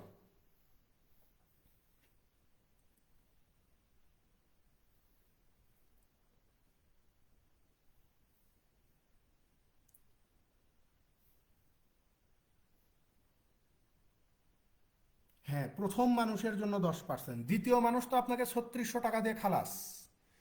যার কাছে আপনি গরু বিক্রি করছেন ও তো 3600 টাকা দিয়ে বেরিয়ে হয়ে গেছে, ওর তো আর কোনো চিন্তা নাই। ওর কোনো চিন্তা আছে? ওর কোনো চিন্তা আছে? আপনি কার কাছ থেকে, কোন এনজিওর কাছ থেকে টাকা ধার নিছেন না কোন ব্যাংকের কাছ থেকে টাকা ধার নিছেন সেটা তো ও চিন্তা করবে না। ও চিন্তা করবে না, কিন্তু ও 3600 টাকাতে আপনার কাছ থেকে জিনিস বুঝে নিয়ে চলে যাবে। এখন আপনি ধার শোধ করলেন, ঋণ শোধ করলেন কি করলেন এটা আপনার ব্যাপার, কিন্তু আপনাকে তো আলটিমেটলি মানে মানে আমি তো দেখাইলাম, মানে এইটার চেয়ে আর মানে এক্সপ্লেনেশন আর দেওয়া যায় না। ঠিক আছে? এটার চেয়ে আর কোনো এক্সপ্লেনেশন দেওয়া যায় না। সহজ হিসাব, 2 দিন পরে যখন ব্যাংকার হবেন, আমি যদি আপনার কাছে যাই, যে যদি বলি যে ভাই আমাকে 3 কোটি টাকা লোন দেন, আপনি তখন আমাকে বলবেন যে ভাই মুখে তো লোন দেওয়া যাবে না, আপনি একটা জমি মর্গেজ রাখেন বা আপনার এমন কোনো প্রপার্টি আমাদের কাছে মর্গেজ রাখেন, আপনার বাড়ির দলিল দেন, আমি আপনাকে 3 কোটি টাকা দিচ্ছি। সো আপনি যখন আমাকে 3 কোটি টাকা দিবেন, তখন অবশ্যই আমাকে বলবেন যে ভাই আপনাকে কিন্তু 8% হারে সুদ দেওয়া লাগবে। বলবেন না বিষয়টা? 8% হারে সুদ দেওয়া লাগবে। এখন আমি আপনার কাছ থেকে 3 কোটি টাকা নিয়ে আমি মানে কি করলাম এটা কিন্তু আপনার দেখার বিষয় না। আপনি শুধু দেখবেন যে প্রতি মাসে আমি আপনাকে কিস্তি ঠিকঠাক মতো দিচ্ছি কিনা, এবং আপনি আমাকে যে 3 কোটি টাকা দিচ্ছেন তার জন্য ধরেন যে আপনি আমাকে সময় নির্ধারণ করে দিয়েছেন যে 30 বছর, 30 বছর আপনাকে 3 কোটি টাকা শোধ করা লাগবে। তাহলে এই 30 বছরের প্রত্যেক মাসে আমি ঠিকঠাক কিস্তি দিচ্ছি কিনা, কি করতেছি কিনা, এইগুলাই শুধু আপনি দেখবেন। আমি টাকা নিয়ে বাড়ি করছি না জমি কিনছি এগুলো কিন্তু আপনার দেখার বিষয় না। বোঝা গেছে? এখানেও বিষয়টা তাই। আপনাকে প্রশ্ন সবকিছু খুলে বলবে না, খুলে দেখাবে না প্রশ্নে। এই যে দেখেন, আমি এই জন্যই বলি যে আইবি এর প্রশ্নগুলো সলভ করেন। এই যে ম্যাক্সিমাম মানুষজন আমরা বলি না যে আইবি এর ইংরেজি প্রশ্ন একটু কঠিন হচ্ছে, বা আমি তো গ্রামার জানি তারপরেও কেন আমার হচ্ছে না, বা আমি তো মানে ভোকাবুলারি আমার খুব স্ট্রক ভালো তারপরে হচ্ছে না। আইবি এর প্রশ্ন, ইংরেজি প্রশ্নগুলো গ্রামার, শুধুমাত্র ভোকাবুলারি জানলে, গ্রামার জানলে আপনি সলভ করতে পারবেন না। প্রশ্নের টোনগুলো বুঝতে হবে, কারণ ওরা এমন শাটল জিনিস দিয়ে দিবে আপনাকে একটা বাক্যে, মানে একদম মাঝখানে যে গ্রামেটিক্যাল এমন একটা কিছু চেঞ্জ দিয়ে দিবে, এইটা আপনাকে ধরতে পারতে হবে। এই জিনিসগুলো আমরা ধরতে পারি না। একটা শব্দ ধরেন, ইংরেজি শব্দগুলো মানে পরিস্থিতি অনুযায়ী তো এক এক সময় এক এক রকম অর্থ দেয়, তাই না? একটা শব্দ হয়তো এখন যে অর্থটা দিচ্ছে, পরিস্থিতি আলাদা হইলেই কিন্তু অর্থ পাল্টে যায়। সো ওই যে পরিস্থিতিগুলো আপনাকে বুঝতে হবে। ম্যাথের ক্ষেত্রেও তাই, সব কিছু আপনাকে বলে দিবে না। আপনাকে এই পুরো প্রশ্ন পড়ে মনের মতো করে, মনের মাধুর্য মিশিয়ে একটা সিচুয়েশন বিল্ড আপ করে নিতে হবে যে আসলে কাহিনীটা হচ্ছে এরকম।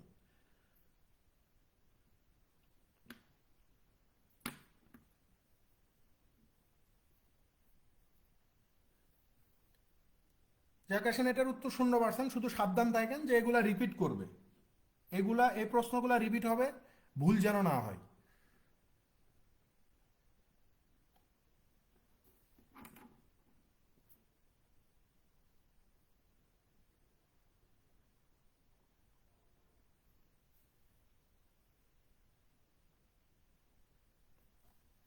দেখেন, এখানে বলা হচ্ছে যে এটা লিখিততেও আসছিল, এই 6 নম্বর প্রশ্নটা এটা লিখিত পরীক্ষাতেও আসছিল। কোন ব্যাংকে আসছিল এটা আমার সঠিক মনে নেই, তবে লিখিত পরীক্ষাতে আসছিল এই প্রশ্নটা। এখানে বলা হচ্ছে যে এ lent taka 5,000 to B for 2 years and taka 3,000 to C for 4 years on simple interest at the same from both of them as interest. এখানে প্রশ্ন মিসিং আছে,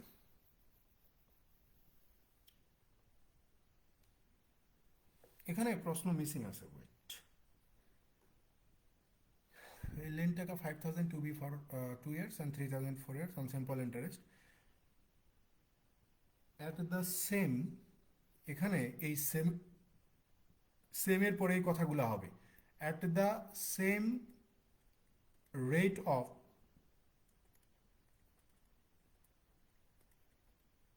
ইন্টারেস্ট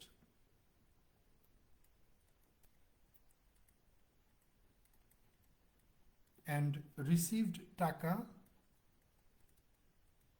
2,200। ঠিক আছে, ইন অল তারপরে হবে এখান থেকে একটু এটা একটু কারেকশন করে নিন বা লিখে নিন যে on simple interest at the same rate of interest and receive টাকা 2,200 ইন অল, তারপরে এখান থেকে যে from both of them as interest the rate of interest per Anam is. এই অংশটুকু একটু খাতায় উঠায় নেন বা স্ক্রিনশট দিয়ে নেন, যেহেতু আমি নোট দিয়ে দিই, একটু ইয়ে করে নিন। এখানে বলা হচ্ছে যে একজন মানুষ 5,000 টাকা 2 বছরের জন্য একজনকে ধার দিছে, মানে বি কে ধার দিছে, আর 3,000 টাকা 4 বছরের জন্য সি কে ধার দিছে একই সুদের হারে। মানে এ বি কে যত পার্সেন্ট হার সুদে ধার দিছে, আবার এ সি কেও ঠিক তত পার্সেন্ট হার সুদে ধার দিছে। তো বলতেছে যে এই দুই জায়গা থেকে যদি সে 2,200 টাকা সুদ পায়, তাহলে সুদের হারটা কত এটা আমাদেরকে বের করে দেখান। সুদের হারটা কত? তাহলে কথা বুঝছেন, এখানে প্রথম জনকে 5,000 টাকা ধার দিছে, কয় বছরের জন্য? 2 বছরের জন্য। সুদের হার কত জানি না, ধরে নিচ্ছি যে সুদের হার R%।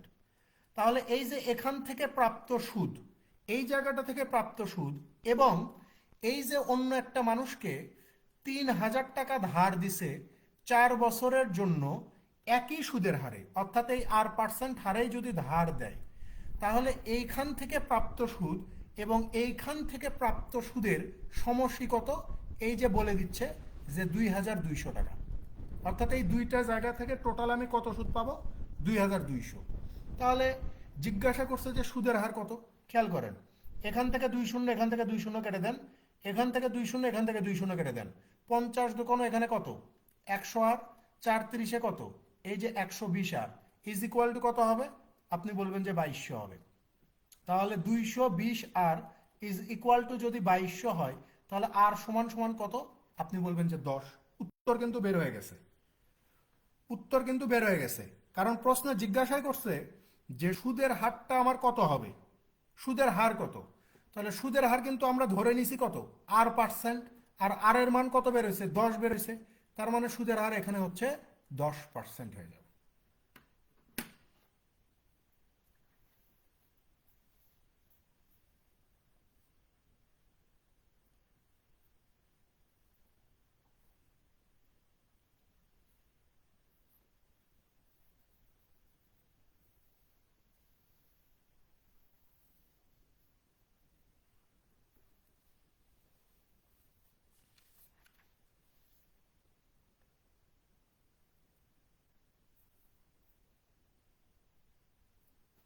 আসলে পরেরটাতে চলে যান, 7 নাম্বার। দেখেন এটা একটা মজার ম্যাথ।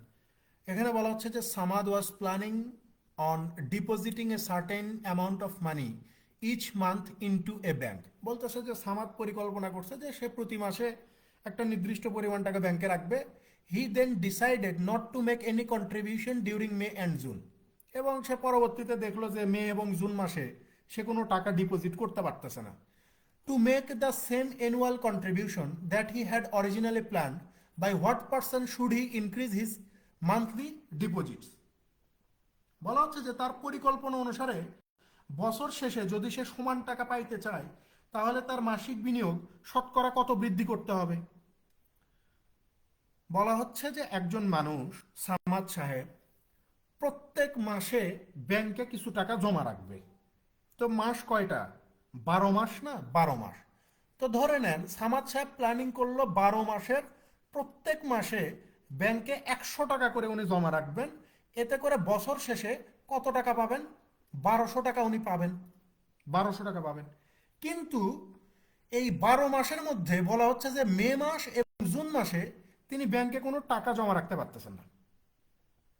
মে মাস এবং জুন মাসে ব্যাংকে কোনো টাকা তিনি জমা রাখতে পারতেছেন না। তাহলে 12 মাস থেকে 2 মাসে যদি জমা না রাখে তাহলে বাকি থাকতেছে কত? আর 10 মাস। এই 10 মাসের প্রত্যেক মাসে উনি 10 মাসের প্রত্যেক মাসে উনি যদি 100 টাকা করে জমা রাখেন তাহলে ব্যাংকে জমা রাখবেন কত? 1000 টাকা জমা হবে। ব্যাংকে জমা হবে কত? 1000 টাকা জমা হবে। তো এখন আমাদেরকে প্রশ্নে কি বলা হচ্ছে? আমাদেরকে প্রশ্নে বলা হচ্ছে যে সামাদ সাহেব যদি বছর শেষে তার পরিকল্পনা মাফিক 1200 টাকাই যদি পাইতে চায় তাহলে বর্তমানে তার মাসিক জমার পরিমাণ কত পার্সেন্ট বৃদ্ধি করতে হবে। তো আপনি বিষয়টা বোঝেন, যদি সে প্রতি মাসে 100 করে রাখতো 1200 জমা হইতো, কিন্তু সে প্রতি মাসে এখন 100 করে রাখছে, কিন্তু 2টা মাসে সে টাকা জমা রাখতে পারে নাই, মে মাস এবং জুন মাস। এতে করে বছর শেষে তার টাকা হচ্ছে কত? 1000। কিন্তু প্রশ্নে বলতেছে বছর শেষে সে যদি এই 1200 টাকাই পাইতে চায়, বছর শেষে সে যদি 1200 টাকাই পাইতে চায় তাহলে তার মাসিক জমার পরিমাণ কত পার্সেন্ট বৃদ্ধি করতে হবে। তো বছর শেষে যদি সে 1200ই পাইতে চায় তাহলে তো মাসে 100 টাকা করে জমা রাখলে তার হচ্ছে না। 100 টাকা করে জমা রাখলে কি তার হচ্ছে? হচ্ছে না। তাহলে জমার পরিমাণ কত পার্সেন্ট বৃদ্ধি করতে হবে? তখন আপনি বলবেন যে ভাইয়া 1000 টাকার ওপরে আমাকে বৃদ্ধি করতে হবে কত? 200 টাকা এখনো বৃদ্ধি করতে হবে। কারণ আমি পাইতে চাই 1200 টাকা, আমার জমতেছে 1000, তার মানে 200 টাকা বৃদ্ধি করা লাগবে। এটা পার্সেন্টেজে কত? 1000 টাকায় যদি আমি 200 টাকা বৃদ্ধি করি তাহলে পার্সেন্টেজে কত হচ্ছে? তখন বলবো এই 2 শূন্য কেটে দেন, এই 2 শূন্য কেটে দেন, এখান থেকে 1 শূন্য কাটেন, এখান থেকে 1 শূন্য কাটেন, তাহলে থাকতেছে কত? এই যে 20%। তার মানে তার মাসিক জমার পরিমাণ 20% বৃদ্ধি করতে হবে। অর্থাৎ সে 2 মাস টাকা জমা রাখতে পারতেছে না, ইটস ওকে, কিন্তু সে যদি প্রত্যেক মাসে 120 টাকা জমা করে তাহলেই তার মানে বছর শেষে 1200 টাকা জমা হবে। তাহলে এই যে 100-র উপরে এখানে 20 টাকা বেশি জমা করা লাগতেছে, তো 100-র উপরে 20 জমা করা মানে কি? আপনার মাসিক জমার পরিমাণ 20% বৃদ্ধি করা লাগবে। দুইভাবেই চিন্তা করা যায়। বোঝা গেছে কি? বুঝতে পারছেন বিষয়গুলা? বোঝা গেছে কিনা? এই ওয়ার্ড বেসড প্রবলেমগুলার একটা সমস্যা যে মানে প্রশ্নের সমাধান সহজ, কিন্তু এই কথাগুলো বুঝতে হবে, প্রশ্নের ভাষাটা বুঝতে হবে।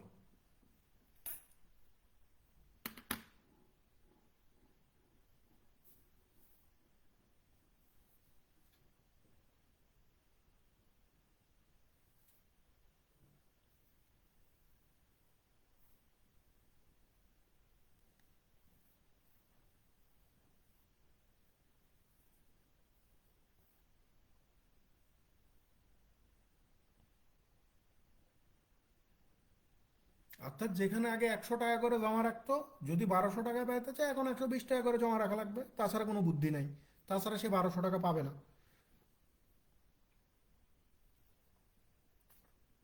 পরেরটাতে চলে যান, 8 নাম্বার। দেখেন 8 নম্বরে বলা হচ্ছে যে bank X pays a simple interest of taka 80 on principal of taka 1000 annually. Bank Y pays a simple interest of টাকা 140 on a principal of টাকা 1000 annually. What is the ratio of the interest rate of banks X to bank Y? এটাও খুব সহজ। এখানে বলা হচ্ছে যে bank x সরল সুদে 1000 টাকায় বছরে 80 টাকা সুদ দেয়, আর ব্যাংক ওয়াই সরল সুদে 1000 টাকা জমা রাখলে বছরে 140 টাকা সুদ দিবে। তো জিজ্ঞাসা করছে যে what is the ratio of the interest rate of bank X to bank Y. তাহলে ব্যাংক এক্স এবং ব্যাংক ওয়াইয়ের সুদের হার কত? ব্যাংক এক্স এবং ব্যাংক ওয়াইয়ের সুদের হার কত? আমরা প্রথমে দেখে আসছি রেট পার্সেন্ট বা সুদের হার কিভাবে বের করতে হয়। এই যে ইন্টারেস্ট ইন্টু 100, নিচে কি লিখতে হয়? প্রিন্সিপাল ইন্টু টাইম লিখতে হয়। তো এখানে এই যে ব্যাংক এক্স আর ব্যাংক ওয়াইয়ের যদি আমরা এই সুদের হার বের করতে চাই তাহলে কি করব? ব্যাংক এক্স এর ইন্টারেস্ট কত? 80 টাকা ইন্টারেস্ট দেয়, তাহলে 80 গুণন হচ্ছে 100 ডিভাইডেড প্রিন্সিপাল কত? এই যে 1000 টাকার ওপরে দেয়। অ্যানুয়ালি মানে কত? 1 বছর, এই যে সময় হচ্ছে 1 বছর। ব্যাংক ওয়াই কত? আপনি বলবেন যে ব্যাংক ওয়াই ইন্টারেস্ট দিবে হচ্ছে 140 টাকা, তাহলে এই যে 140 গুণন হচ্ছে 100, প্রিন্সিপাল কত? এই যে 1000 টাকা, 1000, সময় কত? অ্যানুয়ালি মানে হচ্ছে 1 বছর। তাহলে খেয়াল করেন, এই 100 এই 100 কেটে যাবে, এই 1000 এই 1000 কেটে যাবে, এই 1 এই 1 কেটে যাবে, থাকবে কত? 80 আর 140 থাকবে। সো 20 দিয়ে যদি ভাগ করে দেই, 4 20 80, 7 20 140। তার মানে ব্যাংক এক্স আর ব্যাংক ওয়াইয়ের যেই সুদের হারের অনুপাত চাইছে সেটা কত? এই যে 4:7।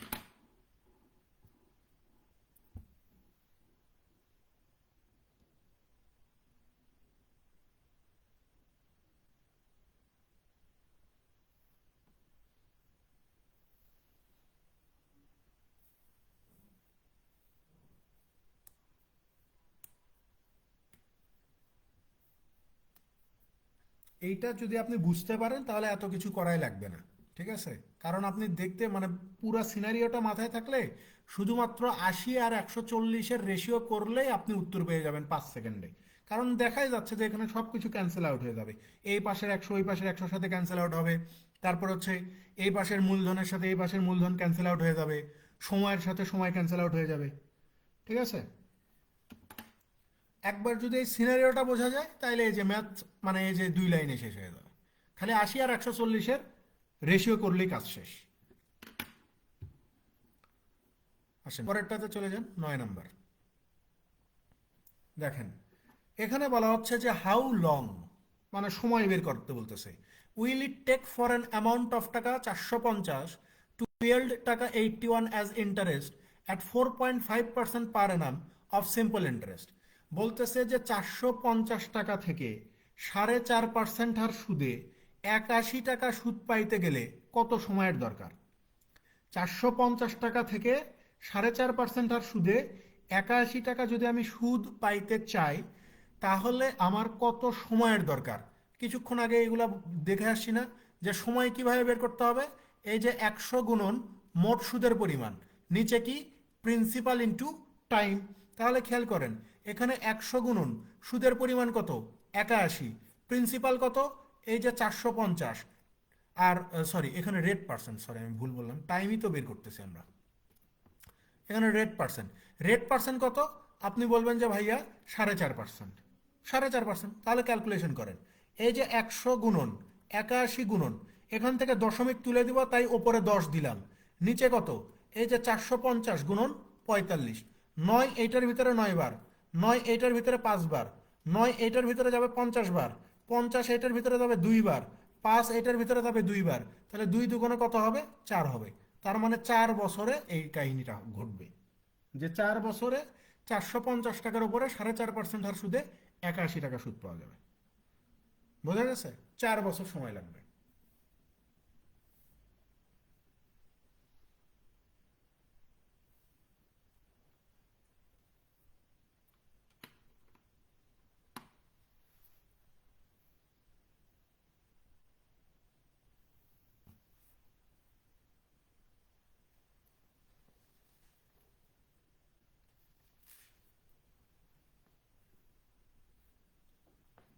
পরেরটাতে চলে যান, 10 নম্বর। দেখেন 10-এ কি বলা হচ্ছে যে if the ratio of simple interest and principal is 8:25/2 and rate of interest is equal to the time invested then find the time of investment. এখানে বলা হচ্ছে যে সরল সুদ এবং মূলধনের অনুপাত কত? 8:25/2। এবং আমাদেরকে বলা হচ্ছে যে সুদের হার এবং সময় এক, অর্থাৎ এই যে রেটটাকে যদি আমরা R% বলি, তাহলে টাইমটাকেও কত বলতে হবে? এই যে R বছর বলতে হবে, R বছর বলতে হবে। কারণ প্রশ্নে বলেই দিছে যে rate of interest is equal to the time, তার মানে রেটও যা টাইমও তা। এবং জিজ্ঞাসা করছে যে find the time of investment, তাহলে আপনার বিনিয়োগের সময়কালটা কত, অর্থাৎ কত সময়ের জন্য আপনি সুদে টাকাটা ধার দিচ্ছেন এটা বের করেন। সহজ হিসাব, সিম্পল জিনিস ভাই। খেয়াল করেন এখানে এই যে ইন্টারেস্ট আর প্রিন্সিপালের যে অনুপাতটা দেওয়া আছে সেটা কত? 8:25/2 দেওয়া আছে। তাহলে এইটাকে যদি আমরা সিম্পলিফাই করি, 8 আর 2 গুণ করে কত হয়ে যাবে? 16, আর এখানে থাকবে কত? 25।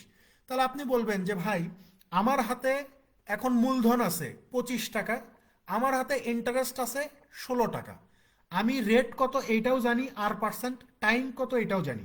এখন আমি বলবো যে আপনি যেহেতু সবই জানেন, তাহলে আপনি ইন্টারেস্টের সূত্রে ফালান। ইন্টারেস্টের সূত্র কি?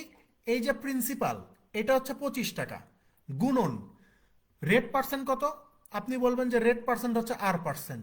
আমি যদি বলি টাইম কত, আপনি বলবেন যে টাইম হচ্ছে R বছর। তাহলে সুদ কত পাওয়া যাবে? আপনি বলবেন যে ভাই এই যে লেখা আছে সুদ পাওয়া যাবে 16 টাকা, লিখলাম 16, কাজ শেষ। 25 100-র ভিতরে কতবার যাবে? 4 বার। দুইটা আর গুণ করলে R², 4 আর 16 গুণ করলে 64, আর সমান সমান কত হবে? √64।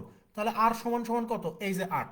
প্রশ্নে জিজ্ঞাসা করছে যে সময়কাল কত, সময়কাল ধরছিলাম R বছর, আর এর মান 8, তাহলে আমরা উত্তর লিখতে পারি যে সময় হচ্ছে 8 বছর।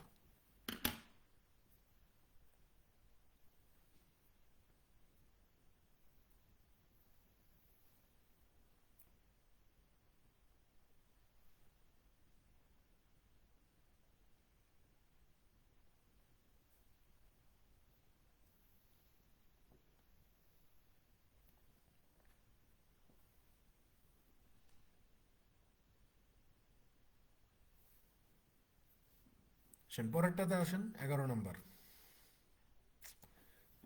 দেখেন 11তে বলা হচ্ছে যে a man took a loan from a bank at the rate of 12% per annum simple interest. After 3 years he had to pay taka 5400 interest only for the period the principal amount borrowed by him. দেখেন বলতেছে যে একজন মানুষ ব্যাংকের কাছ থেকে 12% হার সরল সুদে টাকা ধার নিছে। 3 বছর পরে যদি সে 5400 টাকা সুদ প্রদান করে, তাহলে মানে সে কত টাকা ধার নিয়েছিল। ঠিক আছে, এবার আমাকে প্রিন্সিপাল বের করতে হবে। তো প্রিন্সিপাল বের করার ফর্মুলা কি জানি? এই যে 100 গুণন মোট সুদ, নিচে কি লিখতে হয়? এই যে টাইম ইন্টু রেট পার্সেন্ট। তাহলে খেয়াল করেন এখানে প্রিন্সিপাল কত হবে? এই যে 100 গুণন সুদ কত শোধ করছে, এই যে 5400 টাকা সুদ। তারপরে হচ্ছে আমার রেট পার্সেন্ট কত, এই যে 12%। টাইম কত, এই যে বলে দিছে যে টাইম হচ্ছে 3 বছর। ক্যালকুলেশন করেন। 4 এখানে যাবে 25 বার, 4 এখানে যাবে 3 বার, 3 × 9, 9 এই 54-এর ভিতরে যাবে 6 বার, আর এই দুইটা শূন্য, তাহলে 6 25-এ কত? 150, আর এখানে দুইটা শূন্য, অর্থাৎ 15,000 টাকা হচ্ছে তার প্রিন্সিপাল, অর্থাৎ সে ব্যাংকের কাছ থেকে 15,000 টাকা ধার নিছে।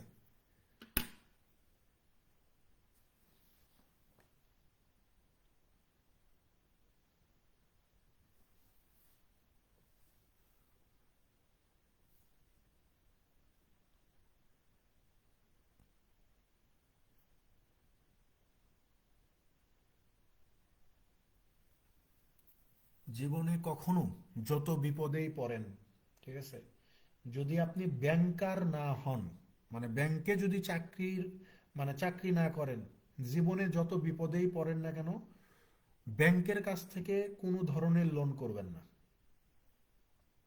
ঠিক আছে, ব্যাংকের কাছ থেকে কখনোই লোন করবেন না। যত বিপদেই পড়েন না কেন, খুব বেশি বিপদে পড়লে, খুব বেশি টাকার দরকার হলে মামা চাচা খালা, মানে আত্মীয় স্বজন বন্ধু বান্ধব যারা আছে সবার কাছ থেকে টাকা ধার নেওয়ার চেষ্টা করবেন। কিন্তু কখনোই ব্যাংকের কাছ থেকে লোন করবেন না। ব্যাংকে চাকরি করলে সেই হিসাব আলাদা, কিন্তু আপনি যদি ব্যাংকার না হন, তাহলে ব্যাংকের কাছ থেকে যদি ধার করেন, তাহলে বুঝবেন যে আপনার জীবন অতিষ্ঠ হয়ে যাবে, আপনার মানসিক শান্তি নষ্ট করে দিবে। ঠিক আছে, সাবধান।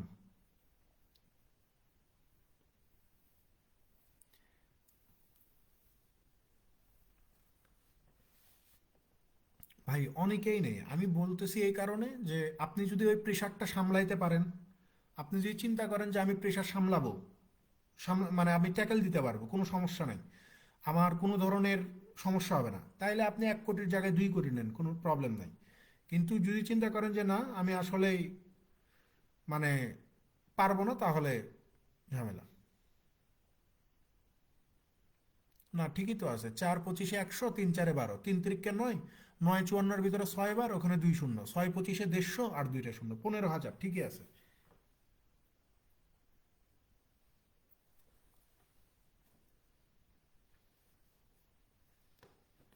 ব্যাংকে চাকরি করলে তো ব্যাংক আপনাকে মানে সাইদা সাইদা ঋণ দিবে, 5 বছর পরে 1 কোটি 20 লাখ টাকা পাবেন, তারপরে আরো অন্যান্য অনেক সুযোগ সুবিধা আছে। ঠিক আছে, তো ওই ঋণগুলো তো আপনাকে ওই মানে একদম থেকে আপনার বেতন থেকে আস্তে আস্তে আস্তে আস্তে কেটে নিয়ে শোধ হবে। ঠিক আছে, কিন্তু আপনি যখন ধরেন যে আপনি ব্যাংকে চাকরি করেন না, ব্যাংকের কাছ থেকে ঋণ নিলেন 10 লাখ, ঠিক আছে, ওইটা শোধ করতে গেলে আপনার অনেক ঝামেলা হবে, অনেক মানসিক টেনশন পোহাতে হবে, এই জন্য বললাম।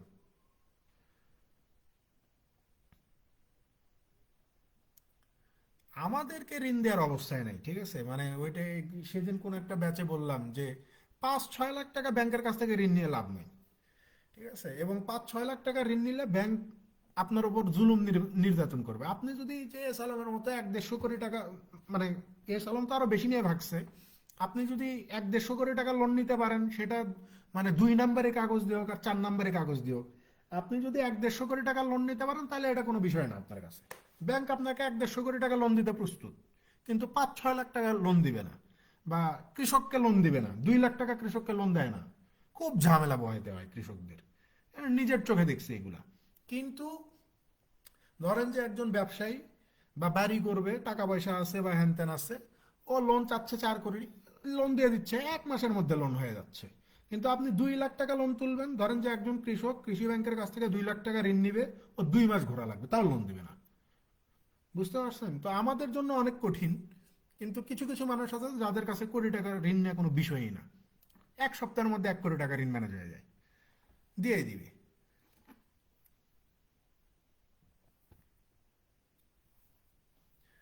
দেখেন 12 নম্বরে বলা হচ্ছে কি, a man borrowed some money for 120 days. এই 120 দিন মানে কিন্তু 4 মাস। ঠিক আছে, এই জিনিসগুলা প্রশ্ন পড়ার সাথে সাথেই মাথায় ইয়ে করে নিতে হবে যে এখানে যতই দিন বলুক আমরা সেটা মাসে কনভার্ট করব বা বছরের দিকে নিয়ে যাব।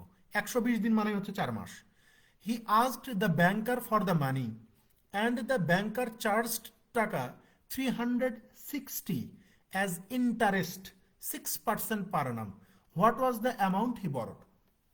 বলতেছে যে একজন মানুষের 120 দিনের জন্য কিছু টাকার দরকার। তো সে ব্যাংকের কাছে গেছে, ব্যাংকার তাকে বলতেছে যে আপনাকে বার্ষিক 6% হার সুদে মোট 360 টাকা সুদ দিতে হবে। ঠিক আছে, বলতেছে কি যে 120 দিনের জন্য কিছু টাকা দরকার। সো ব্যাংকার তাকে বলতেছে যে বার্ষিক 6% হার সুদে আপনাকে মোট 360 টাকা সুদ দিতে হবে। তো জিজ্ঞাসা করছে যে সে কত টাকা ধার চাইছিল সেটা বের করেন, কত টাকা ধার চাইছিল এটা বের করেন। তার মানে ধার চাইছিল মানে হচ্ছে প্রিন্সিপাল কত, এটা বের করা লাগবে। সো প্রিন্সিপাল বের করা আমরা জানি যে 100 গুণন মোট সুদ, মোট সুদ কত দেওয়া লাগবে, এই যে 360 টাকা দেওয়া লাগবে। ঠিক আছে, এরপর আসেন রেট পার্সেন্ট, রেট পার্সেন্ট কত, এই যে 6%। এরপর আসেন টাইম, টাইম হচ্ছে 4 মাস, 120 দিন মানে হচ্ছে 4 মাস। সো এইটাকে যদি আমরা বছরে কনভার্ট করতে চাই, এই 4 মাসকে যদি বছরে কনভার্ট করতে চাই, জাস্ট 4কে আপনি 12 দিয়ে ভাগ করে দিবেন, তাহলে এইটা বছরে কনভার্ট হয়ে যাবে। এখন যদি আমরা ক্যালকুলেশন করি যে 100 গুণন 360 গুণন এই 12টা ওপরে চলে যাবে, হ্যাঁ, আর নিচে থাকবে কত, 6 আর 4 থাকবে। তাহলে 6 এই 360-এর ভিতরে যাবে 60 বার, 4 এই 60-এর ভিতরে যাবে 15 বার, পনেরো আর 12তে কত হয়ে যায়? 180। 180-র সাথে যদি আমরা 100 গুণ করে দেই তাহলে কত হয়ে যাবে? 18,000 টাকা হয়ে যাবে। তাহলে সে কত হাজার টাকা ঋণের জন্য গেছে? 18,000 টাকা ঋণের জন্য গেছে। ঠিক আছে?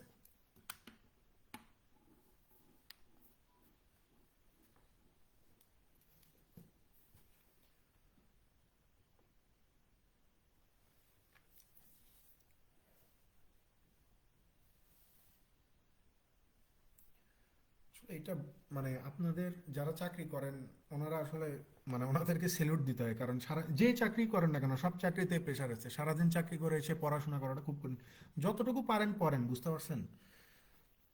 সেটা অফিসে যাওয়ার আগে হোক, অফিসে যাওয়ার পরে হোক। আমার একটা স্টুডেন্ট ছিল, বুঝতে পারছেন? আমার একটা স্টুডেন্ট ছিল, উনি যে কাজটা করতেন উনি আমাকে মানে প্রথম বলেন নাই যে আমি আসলে এই কাজটা করি। তো উনি একটা রুটিন ফলো করতো। আমি মানে প্রায় স্টুডেন্টদেরকে এই কথা বলি যারা চাকরি করে, উনি 10ম গ্রেডের একটা চাকরি করতো, ব্যাংকে না, ঠিক আছে, অন্য একটা, আমি সে প্রতিষ্ঠানের নাম বলতেছি না, অন্য একটা সরকারি প্রতিষ্ঠানে 10ম গ্রেডে উনি চাকরি করতো। তো ওনার অফিসে যে খুব বেশি কাজের চাপ বা এই রকম কোনো কিছু না, মানে মোটামুটি ধরেন যে মানে একদম 9টায় যদি অফিসেও ঢোকে, দেখা যাচ্ছে যে 5টা বা 6টার মধ্যে বেরোয় আসতে পারতেছে। তো উনি যে কাজটা করতো কি, অফিস থেকে এসেই মানে ফ্রেশ ট্রেশ হয়ে হালকা পাতলা খেয়ে ঘুমিয়ে যেত। একবারে ঘুম, কোনো প্রকার ফোন টোন কোনো কিছু ব্যবহার করতো না। ধরেন যে অফিস থেকে এসে সর্বোচ্চ ঘুমাইতে ঘুমাইতে 8টা, সাড়ে 8টা বা 9টা বেজে যাইতো। ঠিক আছে? 8টা 9টায় উনি ঘুম দিত। এই ঘুম থেকে কখনো কখনো উনি কখনো বলছে যে ভাই আমি কখনো অ্যালার্ম সেট করি নাই, কিন্তু আমি জাগা পাইছি কখনো রাত 1টায়, কখনো রাত 2টায়, কখনো রাত 2:30টায়, কখনো রাত 1:30টায় জাগা পাইছি। মূল কথা, যখনই জাগা পাইছে তখনই ঘুম থেকে উঠছে, ঘুম থেকে উঠে পড়া শুরু করছে, এবং অফিসে যাওয়ার আগে পর্যন্ত মোটামুটি উনি পড়ছে। মানে উনি এই রুটিনটা ফলো। আমি বললাম যে কেন এটা? বলতেছে যে ভাই এটা তো একটা সুবিধা আছে, সারাদিন যত প্রেশারি জায়গার যত ক্লান্তই থাকি না কেন, এসে যে 4-5 ঘন্টা যে ঘুমটা পারি, এই ঘুমের কারণে আমার সমস্ত ক্লান্তি দূর হয়ে যায়। তো ক্লান্তি যখন দূর হয়ে যায় তখন আমি মানে ওই অত রাত্রে অত কোনো নয়েজ নাই, কোনো ঝামেলা নাই, ওই সময়টা পুরোটাই পড়াই দেওয়া যায়, কোনো ঝামেলা হয় না। ঠিক আছে? যারা চাকরি করেন যদি সম্ভব হয় ওনার এটা ফলো করেন। উনি এখন একটা ব্যাংকে আছে 9ম গ্রেডে। ঠিক আছে? এবং সেদিন খবর দিল ওই যে ব্যাংকিং ডিপ্লোমা যে পরীক্ষার রেজাল্ট হইলো না, জাইবের হয়, ওটাতে মানে ফার্স্ট পার্ট উনি পাস করে ফেলছে অলরেডি। তো চেষ্টা করেন যতটুকু সম্ভব হয় ম্যানেজ করেন, ইনশাল্লাহ ভালো কিছু হবে। 13 নম্বরে চলে যান। 13 নম্বরে কি বলা হচ্ছে যে simple interest on a certain sum at the rate of 4.5% per annum for 4 years and 6 years differs by taka 216, the some is. এখানে বলা হচ্ছে যে একটা নির্দিষ্ট পরিমাণ টাকা 4.5% হার সরল সুদে 4 বছর এবং 6 বছরের পার্থক্য হচ্ছে, মানে সুদের পার্থক্য হচ্ছে 216 টাকা। অর্থাৎ একটা নির্দিষ্ট পরিমাণ টাকা 4.5% হার সুদে 4 বছরের জন্য যত টাকা সুদ পাওয়া যাবে, ওই একই টাকার উপরে 4.5% হার সুদে 6 বছরে আপনি যত টাকা পাবেন, এই দুইটা টাকার বা এই দুই জায়গা থেকে প্রাপ্ত সুদের পার্থক্য কত হবে? 216 টাকা হবে। তো জিজ্ঞাসা করছে যে দ্য সাম ইজ, মানে আপনার মূলধনটা কত। ভাই খেয়াল করেন, স্বাভাবিকভাবেই সুদের হার আমার মানে দুইটা জায়গায় সেম। তার মানে আমার প্রিন্সিপাল যদি পি হয়, তাহলে সুদের হার হচ্ছে আমার 4.5% লিখলাম। এখন এই 4.5% হার সুদে আমি স্বাভাবিকভাবেই 6 বছর, যেখানে সময় বেশি সেখানে আমি সুদ বেশি পাবো। তাহলে এই যে 6 হচ্ছে আমার বছর, এখান থেকে আমি সুদের পরিমাণটা বেশি পাবো। আর এই সেম এই পি টাকার উপরেই যদি আমি 4.5% হার সুদে 4 বছর বিনিয়োগ করি, এখান থেকে আমি কম সুদ পাবো। তো এখান থেকে প্রাপ্ত সুদ আর এখান থেকে প্রাপ্ত সুদের যে পার্থক্য, এটাকে ওরা বলতেছে কত? 216 টাকা। এটাকে ওরা বলতেছে কত? 216 টাকা। এখন কথা হচ্ছে যে আমরা না প্রশ্ন এইভাবে সমাধান করব না, বুঝতে পারছেন? আমি জাস্ট বিষয়টা বোঝানোর জন্য আমি এইভাবে লিখলাম। ঠিক আছে? এইভাবেও তো খুব কঠিন তা না, কিন্তু আমরা বিষয়টাকে এইভাবে সমাধান করব না প্রিলির জন্য। আমরা কিভাবে চিন্তা করব? ওই যে পার্সেন্টেজ পড়ানোর সময় বলে আসছিলাম বারবার, যে percentage, profit loss, simple interest, compound ইন্টারেস্টে আমরা মোটামুটি সব কিছুকে 100 ধরার চেষ্টা করব বা 100ই ধরব। এখানে যেহেতু বলেই দিছে যে একটা নির্দিষ্ট পরিমাণ মূলধন, অর্থাৎ এখানেও যত টাকার ওপরে আমি সুদে খাটাচ্ছি এখানেও ঠিক তত টাকার ওপরে আমি সুদে খাটাচ্ছি, অর্থাৎ প্রিন্সিপাল আমার দুইটা ক্ষেত্রেই সমান। সো প্রিন্সিপাল যদি দুই ক্ষেত্রে সমান হয় তাহলে খেয়াল করেন তো এই 4.5% হারে আমি 6 বছরে কত টাকা সুদ পাবো? আপনি বলবেন যে 27 টাকা সুদ পাবেন। 100 টাকায় যদি হিসাব করি, 100 টাকায় 4.5 টাকা পাবেন এক বছরে, তাহলে 6 বছরে কত? 27 টাকা। তাহলে এখানে 4 বছরে আপনি কত সুদ পাবেন 4.5% হারে? আপনি বলবেন যে ভাই 4.5% হারে 4 বছরে আমি সুদ পাবো হচ্ছে 18 টাকা। 18 টাকা, ঠিক আছে? তাহলে এই যে দুইটা সুদের পার্থক্য কত হচ্ছে? 6 বছরেরটা থেকে সুদ পাচ্ছেন 27 টাকা, 4 বছরেরটা থেকে সুদ পাচ্ছেন 18 টাকা। এই দুইটা সুদের পার্থক্য কত? আপনি বলবেন যে 9 টাকা। আমাদের এখানে যে এটা 9 টাকা পার্থক্য, প্রশ্নে বলতেছে যে পার্থক্য 216 টাকা। তাহলে 9 পার্ট যদি 216 হয়, এক পার্ট কত হবে? আপনি বলবেন যে 24 টাকা। আমি তো এখানে ধরেই নিছি যে প্রিন্সিপাল হচ্ছে আমার 100 টাকা, অর্থাৎ আমি 100 টাকার ধার দিছি বা ধার নিছি, যাই বলি না কেন। তাহলে প্রিন্সিপাল যদি 100 হয় তাহলে এই 100-র মান কত হবে? আপনি বলবেন যে 24 আর 100 গুণ করে দেন, তাহলে উত্তর পেয়ে যাবেন 2400 টাকা। ঠিক আছে? 2400 উত্তর হয়ে যাবে।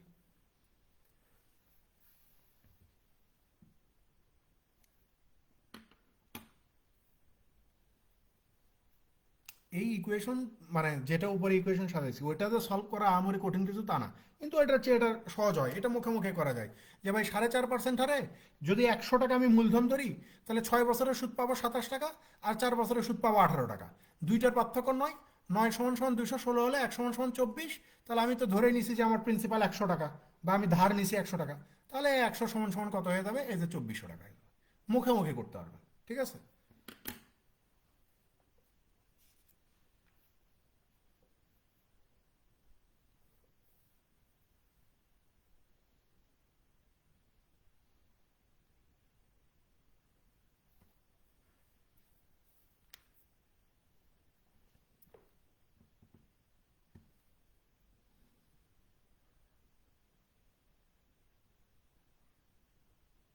পরেরটাতে চলে যান, 14 নম্বর। দেখেন 14তে কি বলা হচ্ছে যে টাকা 800 becomes টাকা 956 in 3 years at a certain rate of simple interest। বলতেছে যে 800 টাকা 3 বছরে একটা নির্দিষ্ট পরিমাণ সুদের হারে 956 টাকা হবে। If the rate of interest is increased by 4%, যদি সুদের হার 4% বৃদ্ধি করা হয়, হোয়াট অ্যামাউন্ট উইল টাকা 800 বিকামস ইন 3 ইয়ার্স? তাহলে 3 বছরে 800 টাকা মানে সুদে আসলে কত হবে? ভাই কথা বুঝছেন, প্রথমে আগে রেট পার্সেন্ট বের করা লাগবে। আপনি বলবেন যে 800 টাকা 3 বছরে 956 টাকা হয়েছে, এই 800 টাকা তো হচ্ছে প্রিন্সিপাল আর এই 956 হচ্ছে অ্যামাউন্ট, তাহলে ইন্টারেস্ট কত? আপনি বলবেন যে 800 টাকা 956 হয়েছে, তার মানে 800 টাকার উপরে 156 টাকা কি পাইছে? ইন্টারেস্ট পাইছে। 800 টাকার উপরে 156 টাকা ইন্টারেস্ট পাই, তো 800 টাকা 956 হয়েছে। তাহলে আমরা রেট অফ ইন্টারেস্ট চাইলে খুব ইজিলি বের করতে পারি যে 100 গুণন সুদের পরিমাণ কত? এই যে 156 টাকা, আসল কত? 800 টাকা, টাইম কত? এই যে বলেই দিছে 3 বছর। ক্যালকুলেশন করেন, 100 এটার ভিতরে 8 বার যাবে, 3 এইটার ভিতরে যাবে হচ্ছে 52 বার, 4 এইটার ভিতরে 13 বার, এটার ভিতরে 2 বার, 2 এই 13-র ভিতরে যাবে কতবার? 6.5 বার। তার মানে সুদের হার হচ্ছে আমার 6.5%। এখন প্রশ্নে বলতেছে যে if the rate of interest is increase by 4%, যদি সুদের হার 4% বৃদ্ধি করেন, অর্থাৎ আগে সুদের হার ছিল 6.5, এখন যদি আপনি 4% বৃদ্ধি করে দেন তাহলে সুদের হার কত হয়ে যাবে? 10.5%। এই 10.5% হচ্ছে আমার নতুন সুদের হার। তো বলা হচ্ছে যে হোয়াট অ্যামাউন্ট উইল টাকা 800 বিকাম ইন 3 ইয়ার্স, মানে এই নতুন সুদের হারে এই 800 টাকা 3 বছরে সুদে আসলে কত হবে? তাহলে অ্যামাউন্ট মানে আমরা কি জানি? এই যে প্রিন্সিপাল 800 যোগ ইন্টারেস্ট, ইন্টারেস্ট কত পাবো? এই যে প্রিন্সিপাল 800 টাকা, সুদের হার কত? এই যে 10.5%, ঠিক আছে? টাইম কত? এই যে বলেই দিছে 3 বছর। ক্যালকুলেশন করেন, দেখেন এই যে 800 যোগ এই যে 800 গুণন 105 ডিভাইডেড 100 গুণন 3, এখানে এই যে দশমিক তুলে দিছি না, দশমিক তুলে দেওয়ার জন্য এখানে জাস্ট একটা শূন্য এক্সট্রা লাগাই দিব, তাইলে আমার কাজ শেষ। এইগুলা ক্যালকুলেশন আপনারা স্কিপ করতে পারেন, আমি জাস্ট বোঝানোর জন্য দেখাচ্ছি। তাহলে এখান থেকে 2 শূন্য, এখান থেকে 2 শূন্য কেটে দিলাম। 5 এইটার ভিতরে 21 বার, 5 এইটার ভিতরে যাবে 2 বার, 2 এইটার ভিতরে যাবে 4 বার। তাহলে এই যে 800 যোগ 4 21 84, 84 তিনে কত? 252। তাহলে কত হচ্ছে? 800 আর 252 তে কত? এই যে 1052 টাকা হয়ে যায়। তার মানে 3 বছর পরে এই 800 টাকা সুদে আসলে 1052 টাকা হবে।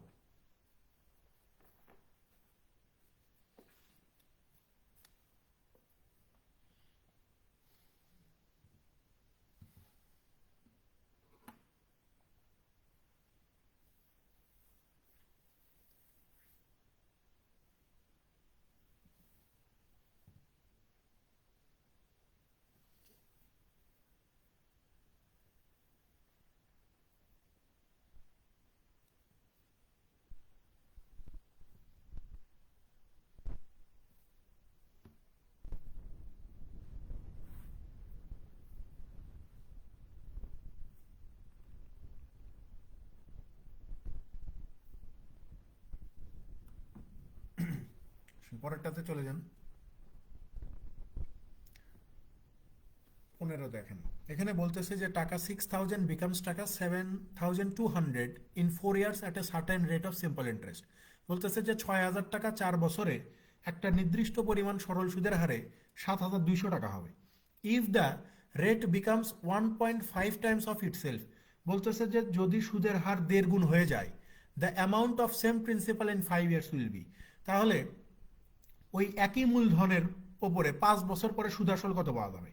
ওই আগেরটার মতোই,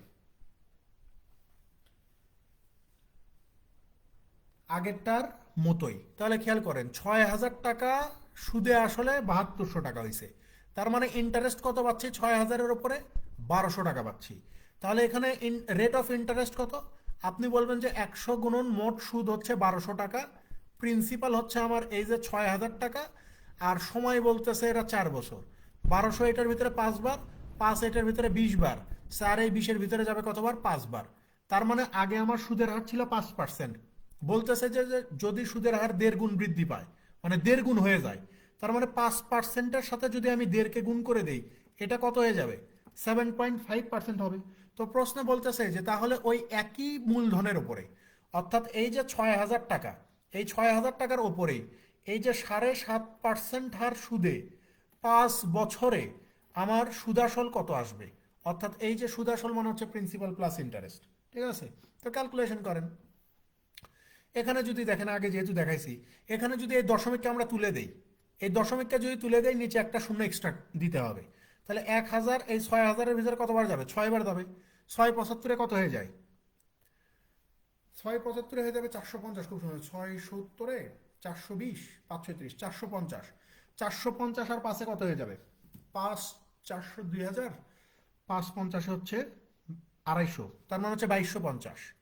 এখান থেকে আপনি 2250 টাকা সুদ পাবেন, আর আপনার প্রিন্সিপাল কত? 6000। তাহলে সুদ আসল কত হবে? এই যে 8250 টাকা হয়ে যাবে। 8250। দেখেন একই প্রশ্ন, শুধুমাত্র ডিজিট চেঞ্জ করে আসছে। এই রকমই হবে পরীক্ষায়, শুধু ডিজিট চেঞ্জ করে দিবে।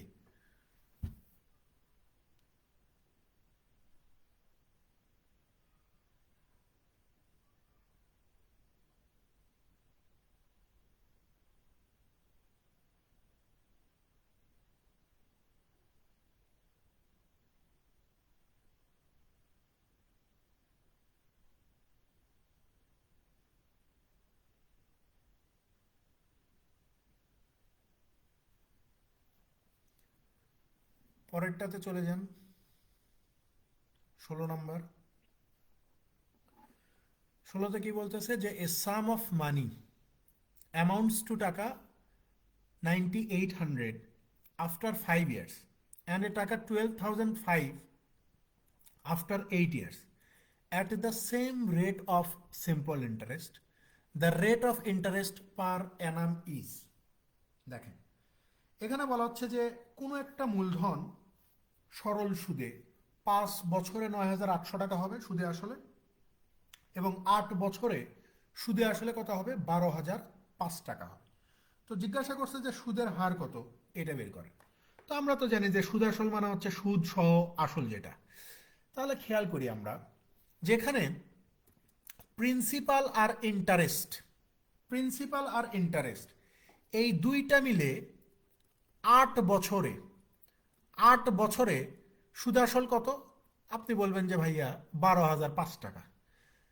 আর প্রিন্সিপাল ইন্টারেস্ট এই দুইটা মিলে 5 বছরে কত? আপনি বলবেন যে ভাইয়া এই যে দেওয়া আছে 9,800 টাকা। এখন আমাদের কাজ যেহেতু ইন্টারেস্ট নেই, আমরা যদি এখান থেকে ইন্টারেস্ট কত এটা বের করতে চাই, বের করতে পারবো। আমরা যদি জাস্ট বিয়োগ করে দিই তাহলে প্রিন্সিপাল প্রিন্সিপাল কেটে যাবে, প্রিন্সিপাল কেটে যাবে, আমরা জাস্ট ইন্টারেস্টের হিসাব করব। 8 থেকে 5 বাদ দিলে 3 বছর, 3 বছরে কত ইন্টারেস্ট পাবে? এইদিকে 9,800, এদিকে 12,005, তাই না? তাহলে 12,005 থেকে যদি আমরা 9,800কে বিয়োগ করে দিই তাহলে পাবো 2,205, 2,205 টাকা পাবো। এটা হচ্ছে 3 বছরের ইন্টারেস্ট। কথা বুঝছেন? তাহলে 3 বছরে ইন্টারেস্ট কত পাইছি? 2,205। এখন আমার টার্গেট হচ্ছে প্রিন্সিপাল বের করা। প্রিন্সিপাল দেখেন, 3 বছরে যদি 2,205 টাকা ইন্টারেস্ট পাই, তো প্রশ্নে তো বলেই দিছে যে একটা নির্দিষ্ট মূলধন 5 বছরে সুদে আসলে 9,800 হয়েছে। তাহলে 3 বছরে যদি 2,205 টাকা সুদ পাই, তাহলে 5 বছরে কত টাকা সুদ পাবো এটা বের করতে পারবো না? পারবো। এই যে 2,205 গুণন হচ্ছে 5, ডিভাইডেড কত? 3, ভাগ করে দেন। 3 22-এর ভিতরে যাবে 7 বার, 3 7 21, হাতে থাকে 1, 0 10, 3 3 9, হাতে থাকে 1 5, তাহলে হচ্ছে 735। 735 আর 5 গুণ দিলে কত হবে? 5 700-তে হচ্ছে কত? 3500, আর 5 35-এ হচ্ছে আপনার 175, তাই না? তাহলে 3500-র সাথে 175 যোগ করে দিলে 3,675 হয়ে যায়। তার মানে 5 বছরে আমি টোটাল সুদ পাবো কত? 3,675 টাকা। তাহলে আমরা এখন বের করতে পারবো না যে ভাই প্রিন্সিপাল প্লাস ইন্টারেস্ট যদি 9,800 হয় তাহলে প্রিন্সিপাল কত হবে? আপনি বলবেন যে 9,800 বিয়োগ এই যে আমি 5 বছরে ইন্টারেস্ট পাইছি 3,675 টাকা, এটা হচ্ছে আমার কি? ইন্টারেস্ট। দুইটা বিয়োগ করে দেন। তাহলে এই দুইটাকে যদি আমরা বিয়োগ করে দেই তাহলে আমরা পেয়ে যাব 6,125 টাকা। 6,125 টাকা পেয়ে যাব। এটা আমার কি? প্রিন্সিপাল পেয়ে গেছি। তো আমাকে বলতেছে যে রেট অফ ইন্টারেস্ট, সুদের হার কত? তো সুদের হার এখন এমনিতেই বের হয়ে যাবে আমার। খেয়াল করেন, সুদের হার মানে কি? 100 গুণন মোট সুদ। মোট সুদ কত 5 বছরের? এই যে 3,675 টাকা। আমার প্রিন্সিপাল কত? এই যে 6,125 টাকা, গুণন টাইম, টাইম কত? এই যে 5 বছর। ঠিক আছে, 5 এই 100-র ভিতরে দেন 20 বার যাবে, 25 দিয়ে এদেরকে ভাগ করা যাবে। 25, কারণ লাস্টের 2 ডিজিটকে, যদি কোনো সংখ্যা শেষ 2 ডিজিটকে 25 দিয়ে ভাগ করতে পারেন তাহলে পুরো সংখ্যাটাই 25 দিয়ে ভাগ করা যাবে। এর জন্য 75 আর 25 দেখে বুঝতে পারতেছি যে 25 দিয়ে ভাগ করা যাবে। 25 দিয়ে একে ভাগ করলে আমরা পাবো 25 25, হাতে থাকে 11 17, তাহলে 5 25-এ 125, তাহলে 4 25-এ 100, তাহলে 7 25-এ 175, 25 এখানে পাবো 2 বার, 11 2, 4 25-এ 100, 25 25 25 11 12, তাই না? তাহলে এখানে 12 থাকলো, 5 বার যাবে। এখন দেখেন 5 এটার ভিতরে 4 বার, 5 এটার ভিতরে যাবে হচ্ছে 49 বার। 49 147-এর ভিতরে যাবে, 7 4 11 আর 12, 3 40-এ 120 না? 3 40-এ 120, 3 নং 27, 3 বার যাবে। তাহলে 3 4-এ কত? এই যে 12%। এটা হচ্ছে আমার সুদের হার। 12% হবে কত? সুদের হার হবে। ক্যালকুলেশনটা একটু লেংদি, বা বড় বড় সংখ্যার ক্যালকুলেশন, ঠিক আছে? আমরা চাইলে ছোট করতে পারেন, কিন্তু ছোট করলেও ওই সেম একই জিনিসই পড়াইতে হবে, ক্যালকুলেশন করাই লাগবে।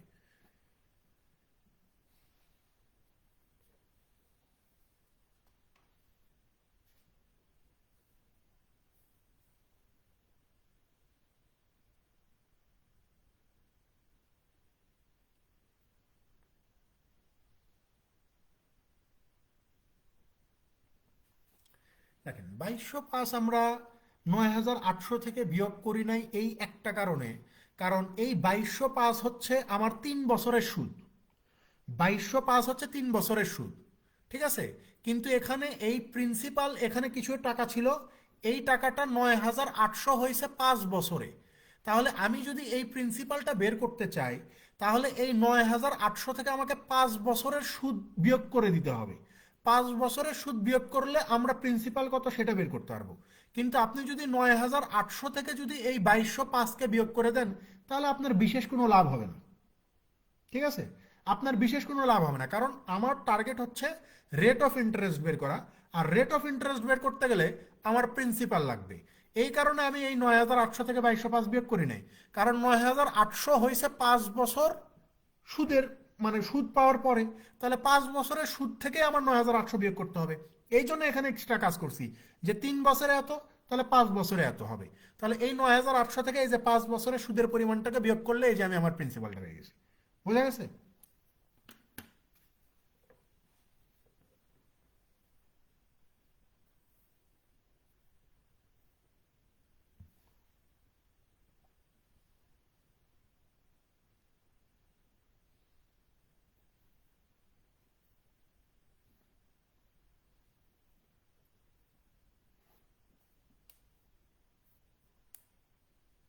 মানে আপনি এখানে বিষয়টা হচ্ছে যে আপনি যত বছরের হিসাব করবেন, মানে যত বছরের সাপেক্ষে হিসাব করবেন, তত বছরের সুদ বা তত বছর ইয়েগুলো বের করে নিতে হবে।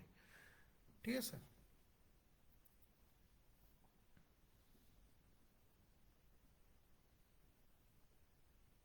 আসেন পরেরটাতে আসেন, 17তে যান। 17তে বলা হচ্ছে যে what is the rate of simple interest for the first 4 years if the sum of টাকা 360 becomes টাকা 540 in 9 years and the rate of interest for the last 5 years is 6%। এখানে বলা হচ্ছে যে ভাই, যদি 360 টাকা 9 বছরে একটা নির্দিষ্ট পরিমাণ সুদের হারে 540, না সরি নির্দিষ্ট পরিমাণ না, এখানে বলতেছে যে 360 টাকা যদি 9 বছরে 540 টাকা হয় এবং শেষ 5 বছরে সুদের হার যদি আপনার 6% হয়, তাহলে প্রথম 4 বছরে সুদের হার কত ছিল? কথা বুঝছেন? এখানে এই যে 360 টাকা, এটা হচ্ছে আমার প্রিন্সিপাল। এই 360 টাকা 9 বছরে 540 টাকা হয়ে গেছে সুদে আসলে। তো এই যে এখান থেকে এখান পর্যন্ত ধরলাম আমি 4 বছর, আর এখান থেকে এখান পর্যন্ত ধরলাম আমি 5 বছর। তো এই যে শেষ 5 বছরে সুদের হার হচ্ছে 6%, কিন্তু এই প্রথম 4 বছরে সুদের হারটা কত এইটা আমার দেওয়া নাই, এইটা আমাকে বের করতে হবে। 360 টাকা এই 4 আর 5 9 বছরে 540 হয়েছে এবং শেষ 5 বছরে সুদের হার হচ্ছে 6%। জিজ্ঞাসা করছে যে প্রথম 4 বছরে সুদের হার কত। তো এটা খুবই সহজ জিনিস ভাই। শেষ 5 বছরে সুদের হার যদি 6% হয়, এই 5 বছরের সুদ অবশ্যই আমি এই যে আসলের উপরেই পাইছি, 360-এর উপরেই তো আমি সুদ পাবো, তাই না? কারণ সিম্পল ইন্টারেস্ট। তাহলে এই যে 360 টাকার ওপরে এই 5 বছরে 6% হারে আমি কত টাকা সুদ পাই? আপনি বলবেন যে ভাইয়া 5 এখানে 20 বার, 20 এখানে যাবে হচ্ছে 18 বার, 6 18 108 টাকা সুদ পাবেন। অর্থাৎ 5 বছরে আমি সুদ পাবো 108 টাকা।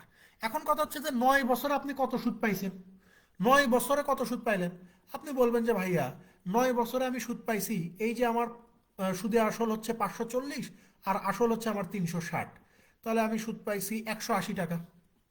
তাহলে 9 বছরে যদি আপনি 180 টাকা সুদ পান, 9 বছরে 180 টাকা সুদ পাইছেন, মানে এখান থেকে শুরু থেকে একদম শেষ পর্যন্ত 180 টাকা সুদ পাইছেন, তার ভিতরে শেষ 5 বছরেই সুদ পাইছেন 108 টাকা।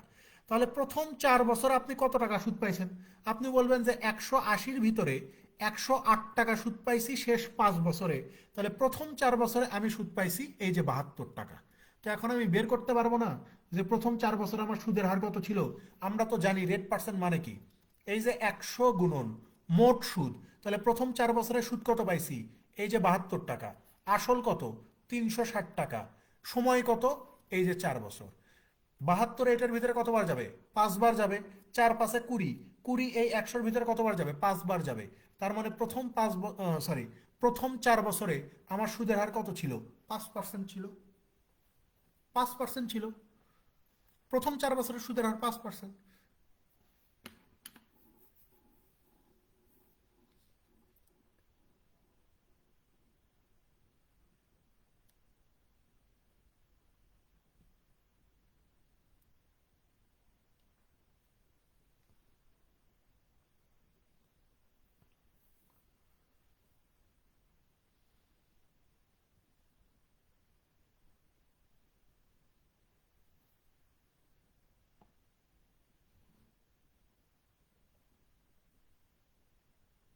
পরেরটাতে চলে যান 18 নম্বর।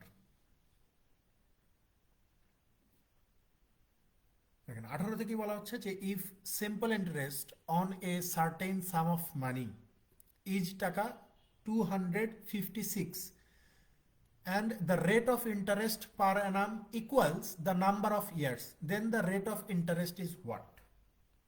এখানে বলা হচ্ছে যে একটা নির্দিষ্ট পরিমাণ টাকা মানে সরল সুদ 256, মানে একটা নির্দিষ্ট পরিমাণ টাকার উপরে আপনি সরল সুদ পাবেন হচ্ছে 256 টাকা।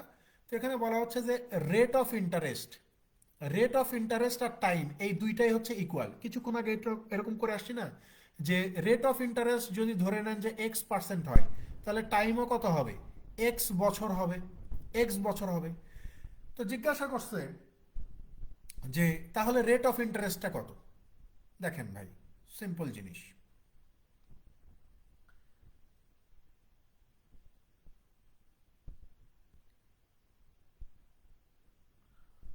দেখেন আমরা যদি এখানে এভাবে চিন্তা করি যে ভাই এখানে তো আমার প্রিন্সিপালও দেওয়া নাই, ধরে নেন যে প্রিন্সিপাল 100 টাকা। আমি কি বলছি যে প্রিন্সিপাল দেওয়া না থাকলে চিন্তিত হওয়ার কোনো কারণ নেই, প্রিন্সিপাল আমরা 100 টাকা ধরবো। তাহলে ঠিক আছে, আমি যদি প্রিন্সিপালকে 100 টাকা ধরলাম, আমার সুদের হার কত, এই যে x%, আমার বছর কত, x বছর।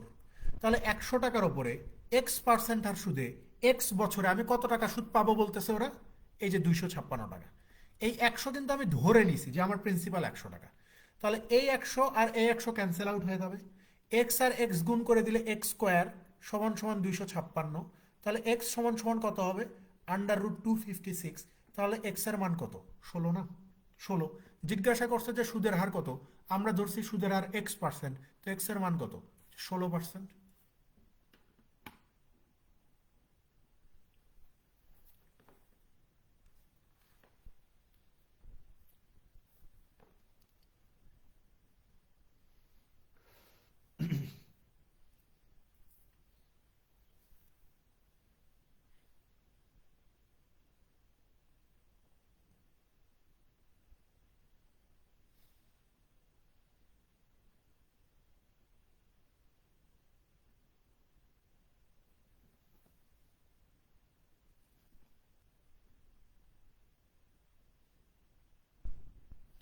পরেরটাতে চলে যান 19 নম্বর। দেখেন এখানে বলা হচ্ছে যে এ টোটাল অফ টাকা 1200 is deposited in 2 savings account for 1 year, one portion at 5% simple interest and the rest at 7% simple interest. If টাকা 72 was earned in interest, how much was deposited at 5%? বলতেছে যে একজন মানুষ তার দুইটা সঞ্চয় হিসাবে 1200 টাকা ডিপোজিট করছে। একটা 1200 টাকার একটা অংশ রাখছে 5% হার সুদে, আরেকটা অংশ রাখছে 7% হার সুদে, এবং বছর শেষে সেই দুইটা অ্যাকাউন্ট থেকে 72 টাকা সুদ পায়। তো জিজ্ঞাসা করছে যে 5% হার সুদে সে কত টাকা জমা রেখেছিল, 5% হার সুদে সে কত টাকা জমা রেখেছিল এটা বের করতে হবে। দেখেন এখানে চাইলেই আমরা রুল অফ অ্যালিগেশন অ্যাপ্লাই করতে পারি। দেখেন মানুষের কাছে কিন্তু এত সময় নেই, মানুষ আপনার কাছ থেকে এত কাহিনী শুনবে যে ভাই আমি 1200 টাকা একটা অংশ রাখছিলাম 5% আর সুদে, একটা অংশ রাখছিলাম 7% আর সুদে, দুইটা অ্যাকাউন্ট থেকে আমি 72 টাকা সুদ পাইছি। মানুষ এগুলা শুনবে না, মানুষ বলবে যে ভাই তুমি শর্টে বলো।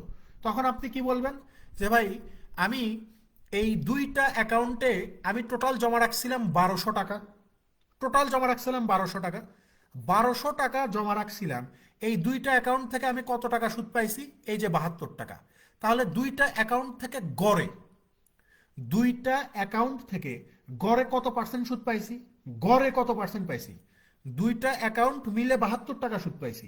তো দুইটা অ্যাকাউন্ট মিলে গড়ে কত পার্সেন্ট সুদ পাইছি, আপনি বলবেন যে এই 2 শূন্য কেটে দেন, 12 72-এর ভিতরে যাবে 6 বার, তার মানে দুইটা অ্যাকাউন্ট থেকে গড়ে আমি 6% সুদ পাইছি। এখন আমি ধরেই নিচ্ছি যে আমি 1200 টাকার ভিতরে এ টাকা আমি জমা রাখছি 5% হার সুদে, এবং বি টাকা আমি জমা রাখছি 7% হার সুদে, এবং এই দুইটা অ্যাকাউন্ট থেকে গড়ে আমি সুদ কত পার্সেন্ট পাইছি? 6% সুদ পাইছি। তাহলে 7 থেকে 6 বাদ দিলে এই যে 1 থাকে, 6 থেকে 5 বাদ দিলে এই যে 1 থাকে। তাহলে এখানে এই যে 1:1 বেরোইছে, এটা কি বের হইলো? এই যে এ টাকার মান বেরোইছে 1 এবং বি টাকার মান বেরোইছে 1। কারণ আমরা তো বলেই দিছি যে এই 1200 টাকা হচ্ছে এ আর বি, এই দুইটা টাকার সমষ্টি হচ্ছে 1200। তাহলে এখানে এ বির মান কত হবে? 1 আর 1 2। তাহলে 2 সমান সমান যদি 1200 হয়, তাহলে 1 সমান সমান কত? 600। তো প্রশ্নে জিজ্ঞাসা করছে যে 5% হারে তুমি কত টাকা জমা রাখছিলা সেটা বের করো। তাহলে 5% হারে আমি জমা রাখছি 1 টাকা, এই 1 এর মান কত? এই যে 600 টাকা। ঠিক আছে, 600 হচ্ছে এই প্রশ্নের সঠিক উত্তর।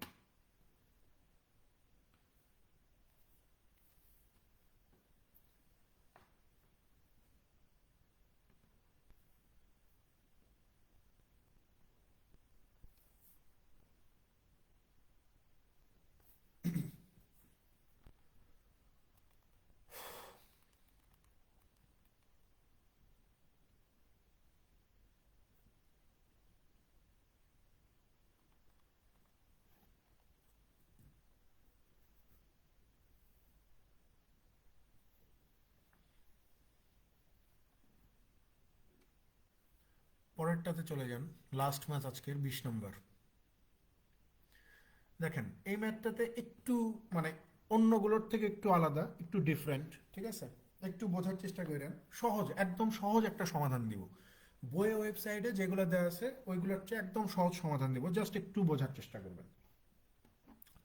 এখানে বলা হচ্ছে যে রহিম ইনভেস্টেড ইন অল টাকা 2600 in 3 different schemes, 8%, 4% and 6% per annum simple interest. বলতেছে যে রহিম 2600 টাকা 3টা আলাদা আলাদা স্কিমে বিনিয়োগ করছে। একটা থেকে সে 8% হারে সুদ পাবে, একটা থেকে 4% হারে সুদ পাবে, আর একটা থেকে 6% হারে সুদ পাবে। At the end of the year, বছর শেষে, হি received the same interest in all the 3 schemes. বছর শেষে সে এই 3টা স্কিম থেকেই সমান পরিমাণ সুদ পায়। প্রথমটা থেকেও যত টাকা, দ্বিতীয়টা থেকেও তত টাকা সুদ পাবে, এবং তৃতীয়টা থেকেও সে তত টাকাই সুদ পাবে। What is the money invested in scheme having 4% rate of interest? তাহলে 4% হার সুদে সে কত টাকা বিনিয়োগ করেছিল এটা বের করতে হবে। ভাই সিম্পল হিসাব, আমি ধরেই নিচ্ছি যে এই 2600 টাকার মধ্যে এই এ টাকা সে এই যে 8% হার সুদে 1 বছরের জন্য বিনিয়োগ করে। তাহলে এখান থেকে যত টাকা পাওয়া যাবে, এইটা তো আমার সুদ, তাই না? এখানে আমি যেই সূত্রটা লিখছি এটা সুদের সূত্র না? সো এখান থেকে আমি যেই সুদটা পাবো ঠিক সমপরিমাণ আমি সুদ পাবো। ধরে নেন যে 2600 টাকার আরেকটা অংশ হচ্ছে বি টাকা। এই বি টাকা আমি 4% হার সুদে 1 বছরের জন্য বিনিয়োগ করছি। তাহলে এই দুইটা থেকে আমি সমান পরিমাণ সুদ পাবো, ইকুয়াল টু এই যে 2600 টাকার মধ্যে ধরেন যে সি টাকা আমি এই যে 6% হার সুদে বিনিয়োগ করছি 1 বছরের জন্য, এবং এই 3টা অংশ থেকেই আমার প্রাপ্ত সুদের পরিমাণ কত? সমান। দেখেন ভাই, এখন আপনি বলবেন যে ভাই এটাকে আমরা লিখতে পারি যে 8a/100, এটাকে আমরা লিখতে পারি 4b/100, তারপরে এটাকে আমরা লিখতে পারি 6c/100, এবং আলটিমেটলি এই 100 কি হয়ে যাবে? ক্যান্সেল আউট হয়ে যাবে। তো এই তো কথা নাকি? আলটিমেটলি এই 100 কি হয়ে যাবে? কারণ আমি যদি নিচের গুলোকে 100 দিয়ে ভাগ করে দিই তাহলে 100 কেটে যাবে, কেটে গেল। তাহলে এখানে থাকলো কি? আপনি বলবেন যে 8a is equal two 4b is equal two 6c থাকলো। অর্থাৎ আমি যে 2600 টাকার মধ্যে এই যে এ টাকা, বি টাকা এবং সি টাকা 3টা স্কিমে রাখছি, অর্থাৎ এই এ বি সি এই 3টার সমষ্টি কত? আপনি বলবেন যে 2600 টাকা। তার মানে এখান থেকে আমাকে এ বি সির মান বের করতে হবে, যে এর মানটা কত, বির মানটা কত এবং সির মানটা কত। আমি একটা সহজ বুদ্ধি শিখাই দেই, সারা জীবন তো এগুলো এইভাবে করে আসছেন যে এইগুলা সমান সমান কে ধরছেন, তাই না? এই 3টা মান যেহেতু সমান, এবং এইটার এই 3টার জন্য আলাদা একটা মান ধরছেন কি, কে। এইগুলা করা লাগবে না, খুব সহজ একটা টেকনিক শিখে নেন। ধরেন যে এরকম সিচুয়েশন আপনি পড়বেন, রেশিওতে পড়বেন, গড়ে পড়বেন, অনেক জায়গায় পড়বেন।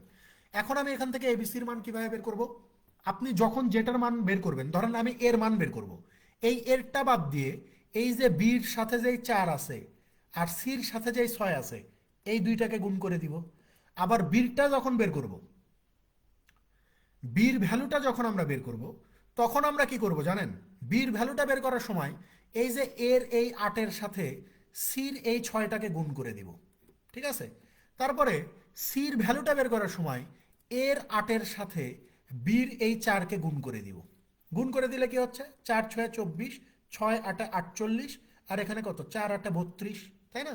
তো আমরা যদি 8 দিয়ে এদেরকে একটু ছোট করে দিই, 3 8 24, 6 8 48, 4 8 32 হয়। তাহলে আপনি এখন বলতে পারতেছেন না যে ভাইয়া এখন আমরা এই যে এ বি সি এই তিনটার ভ্যালু জানি কত কত, এই যে 3:6:4। তো আপনি বলবেন যে ভাইয়া এখানে তো দেখাইছেন এ বি সি এই তিনটার সমষ্টি 2600, তাহলে এখানে এই তিনটার সমষ্টি কত? আমি বলবো যে 6 4 10 3 13 টাকা। তাহলে এই 13 আমাদের এখানে রেশিওতে যেটার সমষ্টি 13, প্রশ্নে বলতেছে কত? 2600। তাহলে 13 পার্ট যদি 2600 হয়, তাহলে এক পার্ট কত হবে? 200 হবে। প্রশ্নে জিজ্ঞাসা করছে যে 4% হারে আপনি কত টাকা বিনিয়োগ করছেন। তো 4% হারে আপনি টাকা বিনিয়োগ করছেন। এই বির মান কত? এই যে 6 বের হয়েছে। তাহলে 1 সমান সমান যদি 200 হয়, তাহলে এই 6 সমান সমান কত হবে? 6 200-তে এই যে 1200 টাকা হয়ে যাবে। তার মানে 4% হারে আমি 1200 টাকা বিনিয়োগ করছিলাম। ঠিক আছে? এই 1200 হচ্ছে এই প্রশ্নের সঠিক উত্তর।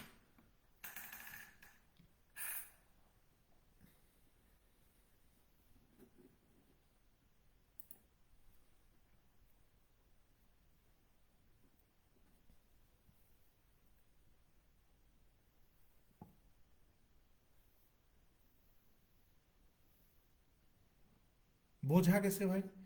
প্র্যাকটিস শিটে সিম্পল ইন্টারেস্টের বোধহয় 50-55 ম্যাথ দেওয়া আছে। আমি তো ম্যাক্সিমাম করে দিলাম, 20টা করে দিলাম। আপনারা সব শেষ করে ফেলবেন, কারণ বাকিগুলো এখন এমনিতেই পারবেন। কারণ এখান থেকে তেমন আহামরি কোনো কঠিন প্রশ্ন হয় না, এই ধরনের প্রশ্নই দিবে।